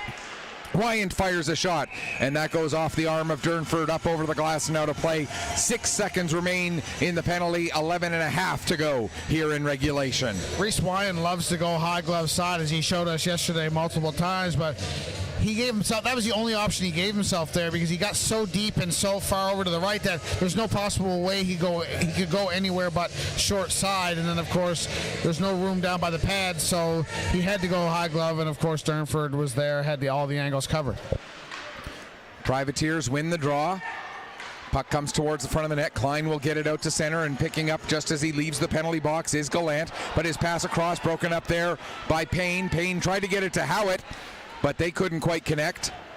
Now it's sent out to center. Smith will dump it back in, gloving it down, and now carrying it ahead, Aaron Lane, one of many South Shore Mustang products on this Liverpool Privateer team. Lane went to play it down the length of the ice, but it ends up being an icing call. So with 11:04 left, the faceoff will come back deep into the Liverpool zone. Anxious moments there. Carson Gallant out of the penalty box with a bad turnover, giving the puck away right here in front of his own bench at the blue line to Luke Payne. But fortunately for Carson, anyway, his defensive partner helped him out. That could have been bad. And you could count on one hand the amount of times we've said bad turnover in this game. It's been so well played by both of these teams, which is why that play stood out so much. And like you say, fortunately for the Privateers, didn't end up costing them. Puck dumped down the ice, glove down by Smith. He plays it ahead to Payne. Return pass to Smith. Coming in down the right wing side. Smith trying to get around Hopkins. Gets the puck over for Howitt, but it was bouncing. He couldn't settle. Now a pass picked up by Gallant. He'll carry it out. He's leading the way. Gets to the red line, and he'll just dump it in to head off for a change. McCormick in the near side corner, deep in his own zone, plays it ahead to Payne. Payne gets it up to Blanchard, in across the line. Blanchard tries to get a shot, but he can't get it through, all the black jerseys in the way. Now picking up the loose puck, Richards, he fires a shot, but able to see that one right in is Durnford, and Aidan Durnford just drops it down there for LeBlanc to keep play going as we reach the midway point of this third period. Under 10 minutes left to go in a tie hockey game to determine who gets to play against Antigonish for an Atlantic Championship tomorrow at 1 o'clock. Pickett's with the puck, gets it over to Sentner with a shot, and the block made there by Hopkins. Down into the corner, played around to the far side. Hopkins will win the race to that puck, pokes it ahead for Greenwood. Jude Greenwood gets it over to Howie. Here comes Alec Howie coming in. Howie with the shot, and it goes off the side of Visser and into the end boards. Now a bump between Greenwood and Pickett's. That allows Howie to pick the puck back up again. Circles to get away from Sentner. Now works his way down the boards, avoids a hit from Pickett's, avoids another hit, avoids a third, as Alec Howie showing some incredible moves there. Plays it back to the line for Greenlaw. Across to the far side. Horn with the shot, deflected, and as Greenwood gets taken down in front of the net, it'll be a penalty against the Vipers. And is it McCackern? It is going to be McCackern who goes off for head contact, and this is going to be big, whether it's a 2 or a 4. I can't imagine it's anything but a 2 at this point, and it is. Kensington had their chance on the power play to potentially take the lead. Now Liverpool, after Kensington couldn't convert, Liverpool gets a chance of their own. This will be their 5th chance on the power play tonight. They have not scored yet. So again, biggest moment of the game right here. Under 9 to go. Gallant with the puck. Fires a shot wide. Comes all the way up the boards, now out to center ice. Back to pick up his Howie. Howie Slowly starting to work his way forward. Now he'll pick up speed as he comes through the neutral zone. Has the puck knocked off his stick. Gallant plays it back to Shubali. Shubali finds a lane to dump the puck in, but the first one to it is Beaulieu. He wraps it up the wall, but Howie knocks that down. Now plays it back to the line for Shubali. Shubali gives to Howie. Howie steps down, now plays it to Bussey. Malcolm Bussey to the line. Shubali back to Bussey again. 1:15 in the power play.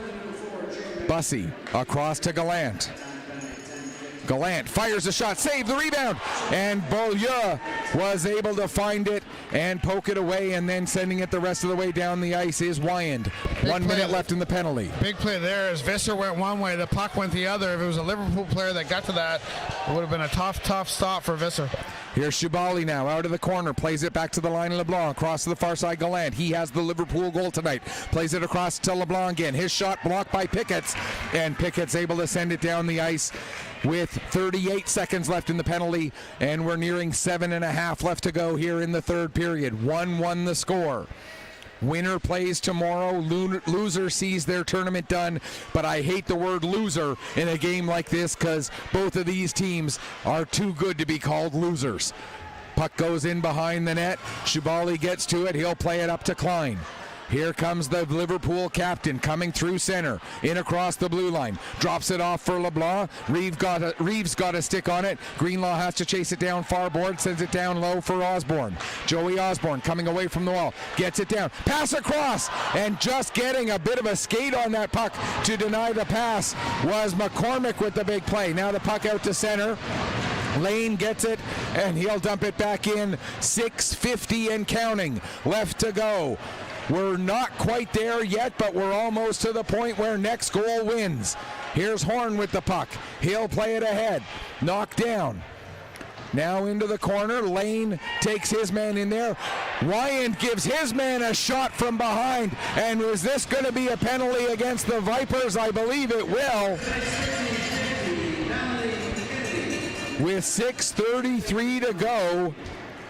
And Reese Wyand with a bit of a miscue there, taking a bad penalty 200 feet away from his own net. Yeah, tournament all-star Reese Wyand not helping his team there. Again, it was one of those timing plays, bang, bang, where the other player turns at the right time or wrong time, depending on who you are and who you ask. Goes into the boards awkwardly and just looks worse than it was and gives the referees no choice but to call it. So Liverpool right back to the power play with 6:33 to go. Can they convert here? As the Privateers have to come back out to center ice with the Vipers starting off their penalty kill. 1:47 and counting left to go in the man advantage.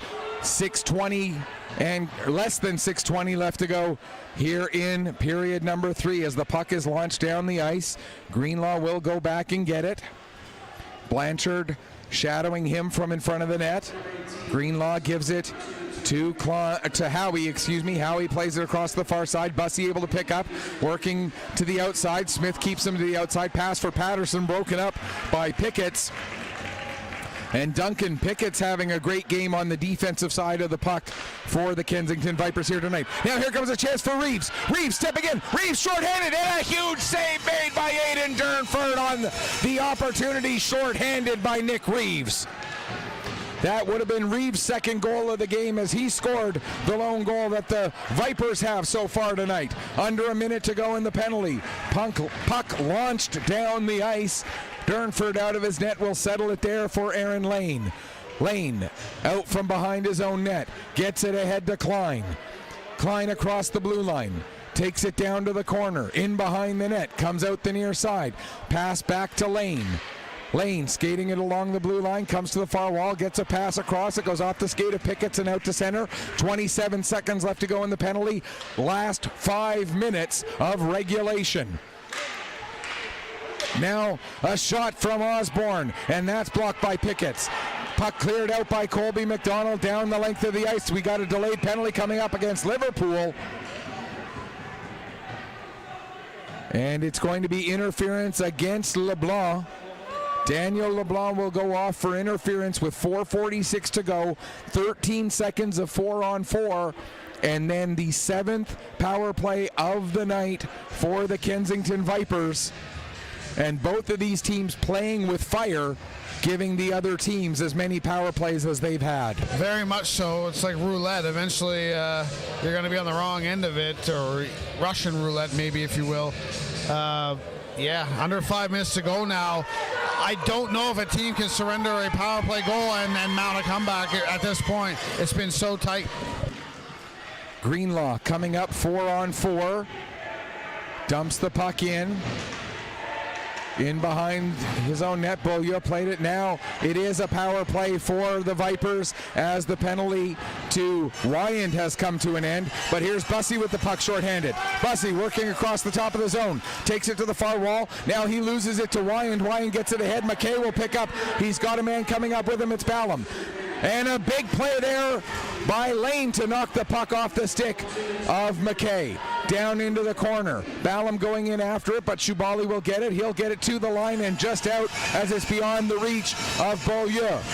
1:12 in the power play. Under 4 minutes left to go in regulation. Here's Beaulieu with the puck. Sends it down below the goal line. Lane will be the first one to it. He'll get it to the line, held in by Reeves across to Beaulieu. Beaulieu down to Wyand. Wyand takes it back up towards the top of the zone. Now gives to Reeves right in the center. Now back to Wyand, top of the faceoff circle, down low, cross the ice, and Beaulieu with the chance, but I don't know, did he fan on the shot or was it blocked? I think he just didn't get all of it in. It was blocked on the way in. Wow, that was the chance right there. They might not get a better chance on this power play or the rest of the way. 30 seconds left in the man advantage. 3:15 in the third period. 1-1 the score. Not officially yet, but really, realistically, next goal wins. Behind the net, McKay. He takes a bump. Puck comes up the wall to Wyand. He plays it to Smith. Right back to Wyand again. 13 seconds left the power play. McKay to Wyand in front. Puck is loose. It comes back to Smith. Smith gets it across to McDonald. His shot. And Klein with a huge block to keep that one from getting to Durnford. Now Durnford back square again after he was scrambling a moment ago. We're back to 5-on-5. Horn, tried to fire the puck around the boards. He couldn't. Ballum comes out from behind the net, and Durnford makes a save. Now the puck will be cleared down the ice. That'll be an icing. 2:31 remaining in the third period. Tied up at a goal apiece. And this one goes immediately into the books of instant classics. Yep. The tournament is only going to end this way. There's no other. Again, I don't know what tomorrow's going to bring yet, but not particularly concerned. As Sentner gets his stick up around Klein, but no call. Now Sentner takes down LeBlanc as play continues. 2:12 left to go in regulation. LeBlanc dumps it down into the Kensington Viper zone. Visser out of his net, plays it to McDonald. He gets it back around to Smith. Here comes Smith. He'll play it ahead. Knocked down at the blue line by Shubali. Pickett loses his footing right at that blue line. Now Shubali will lead the rush up the other way. Shubali in across the line. Sends it towards the net. Visser will steer it into the near corner. Under 105 seconds left to go in the third period. Smith trying to get away from the rush, plays the puck around to the near side. Beaulieu gets there, pokes it ahead. Shubali holds it in at the line. Shubali gets it down to Elliott. Elliott trying to get it to the front of the net, but Smith denies that. Here's Greenwood with the puck. He takes a hit from Sentner. Puck comes to Shubali. There's a shot, and the save made. Rebound cleared away and down the ice. And will that reach the end line for icing? Yes, it will. 77 seconds to determine. Well, 77 seconds to determine a winner if it ends in regulation. Somehow I feel like it won't. Nothing would surprise me at this point. That was a great chance down there. Visser made the first save, kicked the puck out, big rebound from him. Howie was right there on the doorstep. He would have buried that, but again, the defenders clearing the front of the net when they need to. And one thing I can guarantee you, we've talked about a lot in this tournament, no one's pulling their goalie at this stage. No way, no how. As that puck ends up going up over the glass and out of play, and the Vipers not allowed to make a change because the puck went directly over the glass, did not touch glass on its way out. And they're being told, yeah, you cannot make that change. So Wyand, Reeves, and McKay have to stay on. 72 seconds left. And it's worth repeating now. If we go to overtime, it's a 10-minute period after a quick break of 2 to 3 minutes. A 10-minute period without changing ends. If it's still tied after that, then we have the full flood and a 20-minute period with the change of ends, and then we keep changing ends and keep playing 20s until somebody scores. Chaba, if you're watching, we may have to end up changing the end time on this stream. I don't know what end time you put on it. I'll have to double check that during the break. We only have 37 seconds left in regulation right now. Here's McCormick with the draw. But don't worry, folks, we will stay with you right through till the end. We are not going to pull a Heidi situation here tonight from Liverpool. Are you going to have a voice tomorrow? Probably not.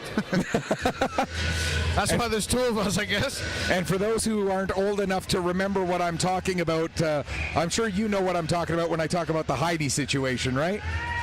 I'll refresh my memory. New York Jets versus Oakland Raiders playoff game in 1980 or 81 was about to go into overtime, and NBC cut off the broadcast to show Heidi.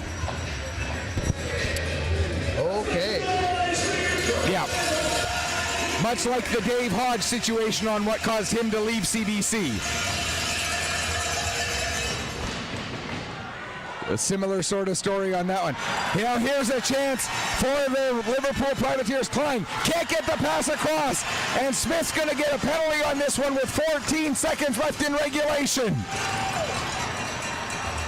Tripping the call as William Smith did what he had to do to deny that scoring chance for the Liverpool Privateers with 14 seconds left, but takes a penalty in doing it. We've talked about good penalties, if there are such a thing. Well, that was one there. I mean, no one's going to fault Smith for taking that penalty. At this point, you got to do what you got to do. And just now he's going to sit in that penalty box and pray to God that he's in there for 2 minutes.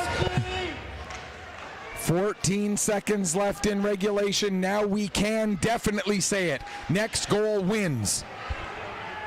Shibali with the puck. 5 seconds left. Fires a shot. It hits a body. Reeves gets it as far as the line. Shibali can't hold it in. We are going to overtime here this evening in Liverpool. Mike, I got to do some stuff with the computer here because of this overtime. I'm going to let you talk during the break.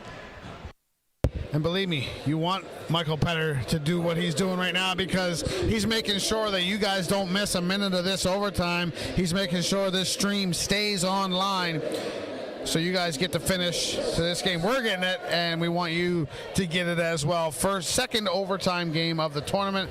This one, though, I got a feeling may go longer than the first one did. Of course, the only other game of the tournament was the round-robin game between Antigonish and Kent that went to the 5-minute sudden death overtime 3-on-3, did not produce a winner. And then, of course, Antigonish prevailing in the shootout. There will be no shootout tonight, and it will be 5-on-5 only.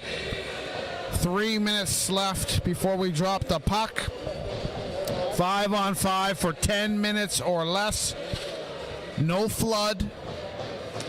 If that solves nothing, the players will go to the dressing rooms. The ice will then be flooded. And then 5-on-5 overtime continues with 20 minutes on the clock until we find a winner. And then, of course, we would flood. If that didn't produce a winner, we would flood again and do it again. And we'll be here as long as it takes. If it's 2 minutes, if it's 2 a.m., we'll be here. And you know who's happiest about this situation right now? The Antigonish Bulldogs. Absolutely. That's a good point. You know, not only are they at the advantageous position of playing the earlier game, so getting more rest than the winner of this game by virtue of finishing first in the round robin. Now they're getting even more rest as these two teams continue to play extra hockey and skate hard and beat and bang each other on the boards. And yeah, so this is absolutely something that certainly benefits, and I'm sure we'll be talking about it tomorrow in our pregame and in our intermissions and everything else as one of the storylines heading into tomorrow, because it's going to be the same storyline no matter who comes out of this. Shots on goal in the third period, 14 by Kensington, giving them a 3-period total of 46. 5 by Liverpool, giving them a 3-period total of 26. 14-5. That did not feel like a 14-5 period shot-wise in favor of either team, but that's where we're at. So it's 46-26 the shots on goal after regulation in favor of the Kensington Vipers. That means 45 saves by Aidan Durnford, 25 saves so far by Noah Visser. Yeah, Aidan Durnford, outstanding performance tonight. This tops his outstanding performance in the penultimate game of the round robin for Liverpool. He was fantastic that night, player of the game, and this is even better and more important. So to play this well in this game, 45 saves, that's just... you're going to feel real bad if Liverpool and he don't come out of this with a win, because there is nothing more he could possibly do at this point. He's done it. It's in the hands of the Lord now. And then you have to add in the fact that coming off of a night where he didn't finish a game because he took a bit of a knock. And you and I, throughout the day today, weren't entirely sure what his status was because he didn't finish that game last night. He wasn't out there for the post game last night. He did not come back out of the dressing room after he left with about, 7 minutes, left in the second period. So we weren't sure what his status even was. Not only has he been able to play tonight, he has played brilliantly, like you have said. And I don't need to ask if he's 100% or not. I know he's not 100%. And you know how I know he's not 100%? Because there's not a single player on this ice tonight that is 100% at this point in the season going through a tournament like this. Never mind this point in the season, this point in the week. Nobody can be at 100% because there has been so much hockey, such intense hockey, game after game after game. It has been absolutely stellar. 1 minute and 46 seconds of penalty time being put up on the clock, as our timekeeper having a little bit of an issue with that penalty clock again here. And I got nothing but respect for the guys who do that job down there in that box. We know how hard it is. I've done it. I'm sure you've done it more than once. It's not an easy job, and that clock seems to be giving him some trouble sometimes. And unlike the officials, the only people that, and the wonderful committee who's been here all week, those guys, us, and the volunteers, we haven't had a game off. We haven't had a break. They've carried the load down there the entire time. So kudos. And he has done a great job working the clock, working the PA system, keeping the fans fired up. And we see another sign being put up there. It says, "Keep us in Liverpool." And that I didn't really want to talk about that topic, but seeing that sign, we're hearing the rumors. Hopefully they're not true, but we see the sign, so we have to address it. The folks up in the turret putting up the sign that says "Keep us in Liverpool," as we're still having trouble getting that penalty put up on the board. And events like this are types of events, and as well as it's gone, that leave lasting legacies for franchises and communities going forward. So that may well be the case here for Liverpool. Here's Howie with the puck. So the penalty will expire with 8:14 on the clock. So we'll keep an eye on that. Liverpool starting overtime with the power play. It is 5-on-4 because overtime is 5-on-5 here, and it will last as long as it needs to last. We will not go to a shootout at any point. We will play overtime 5-on-5 unless somebody gets a power play until somebody scores. Shabali with the puck. Over to Howie. Howie gets it down into the corner. Now coming out of the corner, Bussy back to the line. Shabali across for Gallant, who swings and misses. And the puck cleared down the length of the ice. Just under a minute left to go in the penalty. Again, that penalty will expire at 8:14 on the clock. So we're looking at about 50 seconds left to go in the man advantage. Shubali takes it behind his own net. Out he comes. He'll drop it off for Gallant. Gallant's pass across. Howie picks it up off the wall. Howie's pass for Bussy, not taken cleanly. Reeves not able to chop it down the ice. Now Howie will bring it in across the line. It rolls a little bit too far away from him, and McCackern will get it back down into the Liverpool zone. Down to 30 seconds left to go in the power play. Lane with the puck. Out from behind the net, gives it to Klein. That pass a little bit too far for Klein. He has to poke it ahead, but that allows McCackern to get it. He doesn't get much wood on getting that puck back down the ice. Now Greenlaw with it, 16 seconds left in the penalty. LeBlanc turns and sends it down into the corner. Osborne now gets it out from behind the net, and Visser will cover up and hang on. 6 seconds left in the penalty, and we'll get a stoppage with 1:40 gone here in the extra frame. Saw Carson Gallant fan on that point shot.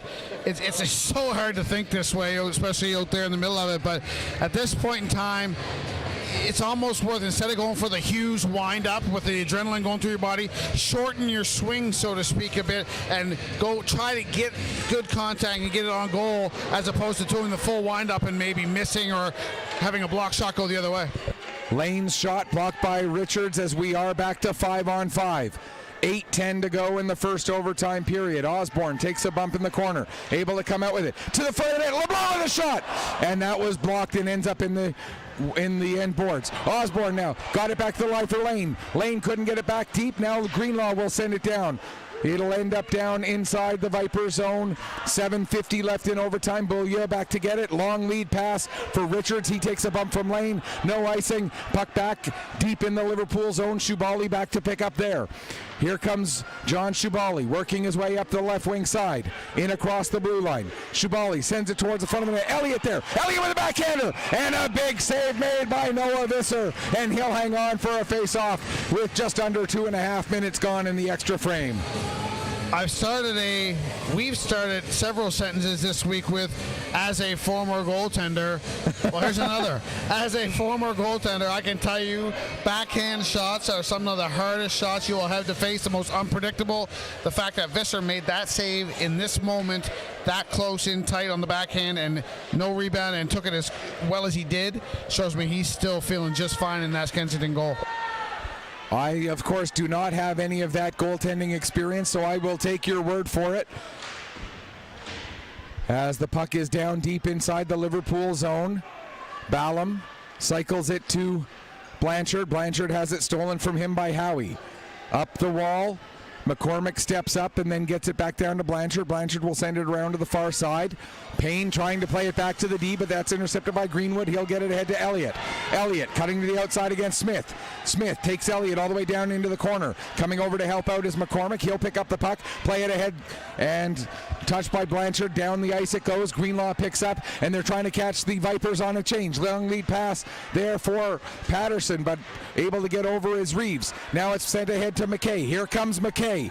McKay sends the puck down to the corner. He'll go in and get there just ahead of Greenlaw. Puck is loose. Reeves comes over to gather it. He gets taken to the wall by Lane. Now Wyand in the far corner. Sends it back into the area directly behind the cage. Kicked out towards Patterson. Patterson will pick up there. Gets the pass ahead for Gallant. Here comes Gallant coming in one-on-one against McDonald. Gallant, backhand shot. That goes wide. Just over 6 minutes left to go here in the first overtime period. Sent behind the net. Wyand picks up there. Uses the end boards to get it to McDonald. Colby McDonald ahead for McKay. McKay takes a bump from Lane. McKay able to get through the check, gets a pass across, but what a play by John Shubali to break up that pass. Now McDonald will send the puck back in deep. 5:45 left to go in the first overtime period. Shubali ahead for Patterson. He'll get it down the ice and peel off for a change as Smith goes back to pick up for the Vipers. Smith to Picketts. Picketts finds a lane to come up through center, in across the blue line, gets through, gets a shot away, but his stick was disrupted just enough that the shot ended up going off target. Now Sentner, he'll play it back to the line for Smith, across to the near side McCormick. McCormick shot, and what a diving block there by LeBlanc. Daniel LeBlanc with a big block, but he is in some discomfort. Now behind the net, battle for the puck there. It comes to Picketts, he tries to get up to Howlett. Now LeBlanc will get onto the puck. And Daniel LeBlanc gets it ahead to Osborne. Joey Osborne sends it down into the corner. Picked up by the Viper Sentner. 4:50 left to go in overtime. I should say in the first overtime, because we don't know how many we're going to play. There's a shot and a blocker save made by Durnford. Payne gets it out of the corner. He'll take it back to the line. McCackern with the shot. That's steered aside. by the goaltender Aiden Durnford. Puck cleared to the line, not out. Beaulieu will play it off the end boards. Payne will get to it at the far wall, send it back deep. Greenlaw gets it. He'll play it up the boards to Hope. Hope returns it back to Greenlaw, up to Hope again. Hope uses the boards to get to Howie. Howie uses the boards to play it up to himself, but that ends up getting intercepted by Payne. Now McCackern takes it all the way down to his own goal line, turns it back up, working up the left wing, loses the puck there to Howie. Howie in across the blue line, taking a look, waiting for things to get set up. Now he steps up, gets it across, and a big kick there by Visser. It wasn't a shot, but Visser just saved that game by not allowing that puck to get through to Hope. Now the other way, there's a shot and a block made by the blocker of Aiden Durnford. Klein will dump the puck in. 3.5 left to go here in the first overtime period. Klein with the puck. He takes a bump, sends it towards the net. It goes off the side of the net. Coming out from behind now is Bussey. He'll play it back to the line, Horn. Horn sends it back down to Bussey. Into the corner, Greenwood. Greenwood takes it behind the net. He ends up coughing it up, and coming the other way is Wyand. Wyand tries to get the pass through to McKay, but it's broken up by Klein. Klein now working down the right wing. Klein takes the shot. Now he does shoot, and it goes off of Smith and into the end boards. 3 minutes left in this first overtime period. I can't remember when the last stoppage in play was, but it feels like it's been almost this entire overtime, the way things have gone here. Here's Reeves. He tries to kick it to Wyand, but Wyand couldn't get it. Now Patterson has it taken off of his stick. Greenlaw with the puck. He'll play it back to Lane. Lane looks to get it ahead. It's knocked down by McDonald, but it's turned back over to Patterson. He puts it off the post. Dylan Patterson hits the corner of the post and the crossbar, and this game keeps going with 2.5 left in overtime. What else can happen in this hockey game? Greenlaw with a shot that's blocked, and it'll be sent out to center ice. The Liverpool Privateers can't buy a break right now. Here comes a chance. Sentner coming the other way. Sentner with a shot, the save, and Patterson will clear the rebound away, but the net gets knocked off its moorings with 2:09 left to go in the first overtime period.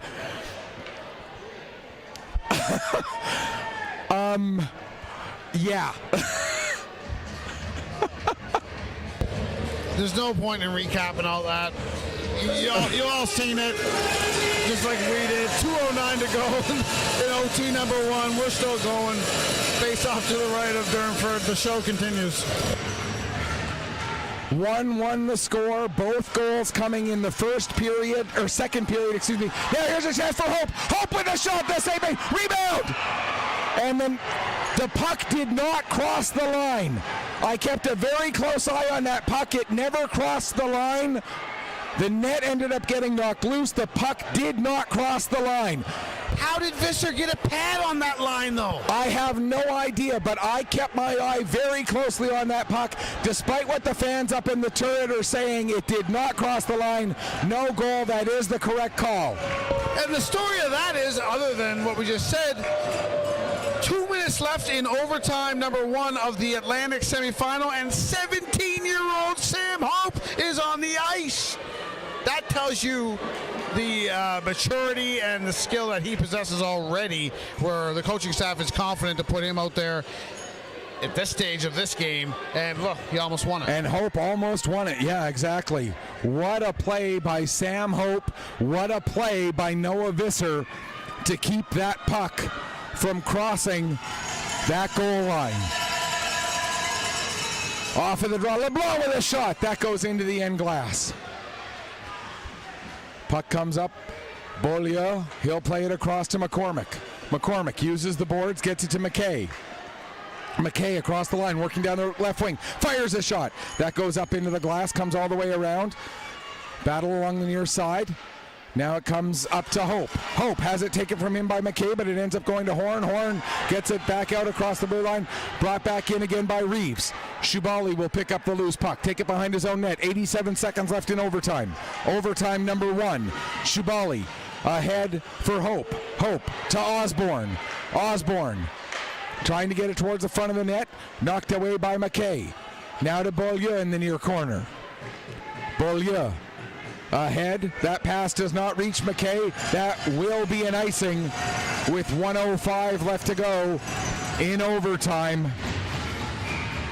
And Osborne was starting to mix up a little bit with somebody. And you want to talk about maturity. Sam Hope held his own player, Joey Osborne, against the boards so that Osborne couldn't get at the player for the Vipers that he was trying to get at to have a chat with.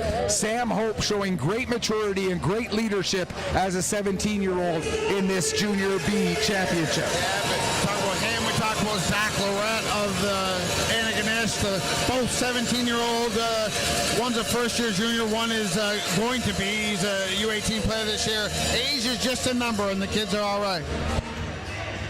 This, some of the best hockey that I have ever seen, and never mind just this season. This season alone, I've had the privilege to call a couple of championship tournaments, 3 championship tournaments already. This is my 4th. Plus, I've had a chance to call a championship victory of a Kent Cup. I've had a chance to call games at all kinds of different levels. This one is going to go down as one of the great games that I have had the privilege to call in my career. This is game number 1,043, and I do keep track. I'd put this one easily in the top 3, top 5 definitely out of that 1,043 so far that I've ever done. It's been pretty good. It's been pretty good. I have no argument about that. We talked about that Junior C game that I talked about last year. That was one of my all-time favorite games to call. It wasn't probably as good as this one top to bottom, but it was so crazy that I was saying the same things and feeling the same things that you're feeling right now at this time last year. Here's McKay with the puck, working against Lane. Lane able to take McKay into the boards. Now coming in to pick up the puck, though, is Wyand. Wyand gets it out front. There's a chance, and Durnford makes the save there. 40 seconds left to go in overtime number 1. Beaulieu sends it back in deep. Greenlaw over to Lane. Lane gets it ahead to Klein. Klein finds Bussey. Bussey getting some room. Final 30 seconds of overtime. Here comes Bussey with the shot, and he put that one off the outside of the post. He beat Noah Visser, but hit the outside of the post. Now here comes Howie coming in. Howie makes a move, but loses control of the puck, and Beaulieu will get it back out. Reeves will just dump it down. 8 seconds left to go in the first overtime. Thankfully, we're going to get a bit of a break here. Sentner gets one last shot away. It goes up and over it goes off a stick and up over the glass out of play. 0.4 seconds left in this first overtime period. I can't imagine that that's enough time to get a shot on target off of a face-off. But we will have this one more draw before we take a much needed break. Shots on goal right now in the overtime, 6-2 in favor of the Liverpool Privateers, making it overall 48-32 in favor of the Kensington Vipers. As Beaulieu will take the draw, so they're setting it up so that Beaulieu can try and maybe take a shot as soon as the puck hits the ice. We'll see if he's able to get one delivered. He can't. Well, he does get a shot delivered, but it ends up hitting Osborne. Overtime number 1 solves nothing. We'll have a flood, and we will have overtime number 2 coming up in about 15 minutes. I know this is an almost impossible question to ask, but your thoughts? I think the game almost ended several different times in that first overtime. Not one but 2 goalposts for the Liverpool Privateers. The turret's going crazy. And now we've got that nervous energy in the crowd that we talked about earlier in the game. 6-2, the shots on goal in OT number 1 for Kensington. OT number 1 started with Liverpool on the power play. We're not going to see any more power plays, I don't think, unless it's something that just absolutely has to be called. yeah, this game's delivered in every facet, and the good news is it's not ending yet. There's still more to come. And because it's not ending yet, we do have to take a break, though, because I don't know if I can keep going all the way through the overtime. I'm sure you at home are having trouble maintaining your stamina through all of this as well. We're going to take the break. We'll come back, get you ready for OT number 2 coming up in about 13 and a half minutes. You are watching semifinal number 2 of the 2023 Don Johnson Memorial Cup from Queen's Place Emera Centre in Liverpool, here on Atlantic Hockey Online through AO Live, produced by Petter Sports and Streaming, and brought to you by Mercy Seafoods and Best Western Plus Liverpool.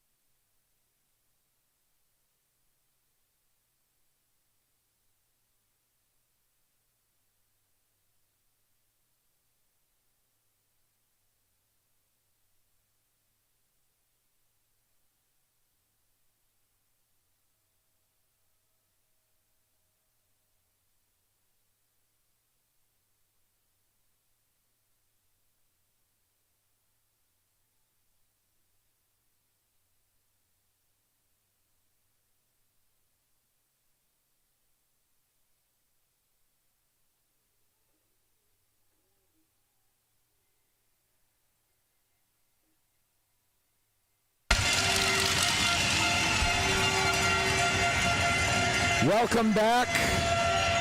Overtime number 2 in this semi-final. The winner will be in the championship game tomorrow against the Antigonish Bulldogs.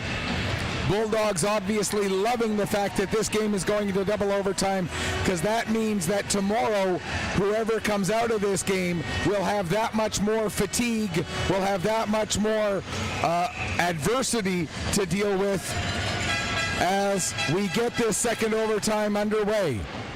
Shubali dumps the puck down into the Kensington zone. Smith back to get it as the Vipers will go from right to left, and the Liverpool Privateers will go from left to right for this second overtime period. It's the long change now in this double overtime. Here's McKay with the puck. He'll work it ahead, use the boards, play it in down below the goal line. Goes back to get it, takes a bump, and the puck ends up on the stick of Lane, but Lane and McKay tie up. Now it comes to the front of the net. Shubali will gather it in there, and Shubali will start to work it away. Gets it out to center ice. Osborne picks up. What a stretch by LeBlanc to stay onside. But the puck ends up going up over the glass now to play. But what an effort by Daniel LeBlanc to stretch himself out, do the splits that a gymnast would be proud of, keeping that foot onside. He and everybody else doing that stuff right now. That's not the first time LeBlanc has laid his body on the line. He blocked a shot in the first overtime as well that he was feeling the effects of, throwing his body in front of it. That's what you're going to see, just full-on commitment right now. And do you think this goes the full 20 minutes? I do not. I don't either. I've called... I was actually talking to Seth about this during the break. I've called 4 double overtimes before in my career, as a couple of shots there and Visser makes the save. Of the 4 double overtimes I've called, I've never called a triple. Knock on wood. I have. I think at this moment in time, if I remember correctly, it's now the second longest game in university sport history in this country. It was the University Cup National Championships at the Scotiabank Centre in Halifax in 2017 or 16. Carleton and Saskatchewan. It went. It ended like halfway through the 4th overtime period. I was there. It was Burger Week, and I was supposed to get a burger. Well, I never made it. But we were there. They had to get pizza delivered for us. We were there about 6 hours. There's Richards with a shot. It goes off the goal. There's a chance they score! Pickett's 123 into double overtime, and the Kensington Vipers are going to the championship game. Duncan Pickett's the Kensington captain. How fitting is that the captain scores the winner? You got to feel for Aiden Durnford. I said it before, I'll say it again. There is absolutely nothing more that he could do to help his team, and now Pickett's giving it to the turret. Wow, what an ending. Pickett's, I said earlier that he was the best forward for the Vipers in the first period. I really liked his game throughout the tournament, especially tonight, and he had the winning goal on his stick there, beating Durnford up high off a broken play, as so often overtime ends. This game, one of, like I said, I've called, this is my 5th double overtime. I've called 4 before. And all of those are amongst the top games I've ever called. This game had everything, including, unfortunately, heartbreak for the home team. What an incredible game. What an incredible effort.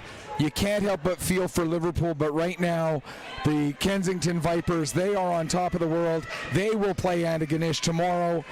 And now, the best part of sports, the handshake between 2 incredible combatants who put on an amazing show for these fans here tonight.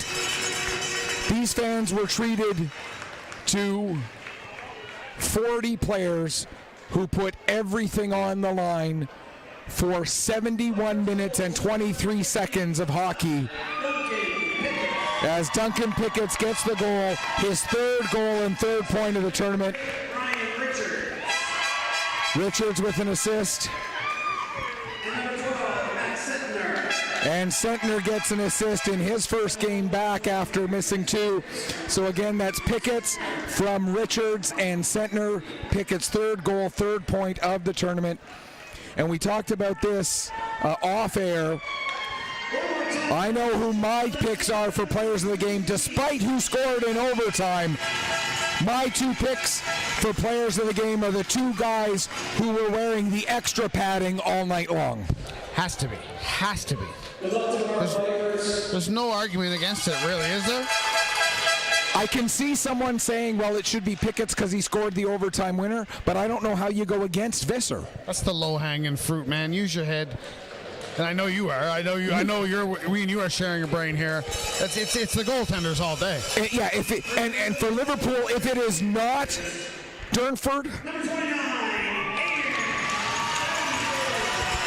he might not be feeling it right now, but he has so much to be proud of in that 47 save effort tonight. He has so much to be proud of. He was brilliant tonight. I'm looking forward to the handshake line more than anything. Like, there's going to be no pouring of respect between these two teams. We had the handshakes already. Oh, sorry, I missed it. And they give it to Visser. Right call. Right call. 100% right call. We've been batting pretty good on these during the tournament, and this one tonight I think was pretty hard to mess up. 2 incredible teams, 1 incredible game, and we still have 1 left tomorrow. There's no way they can top this, right? You say that now. I think at this point, the less said, the better. We let the game speak for itself. And so, on behalf of the great cameraman that we got working with us, Seth Silver, and on behalf of the fantastic analyst, Mike Parkhouse, this is Michael Petter saying, may your skates always be sharp, may your shots always hit the top shelf. Final score once again in double overtime. The Kensington Vipers advance to the championship with a 2-1 victory over the Liverpool Privateers. Thank you so much for watching. Enjoy the rest of your Saturday night. We'll be back with you 1 p.m. tomorrow. Antigonish versus Kensington.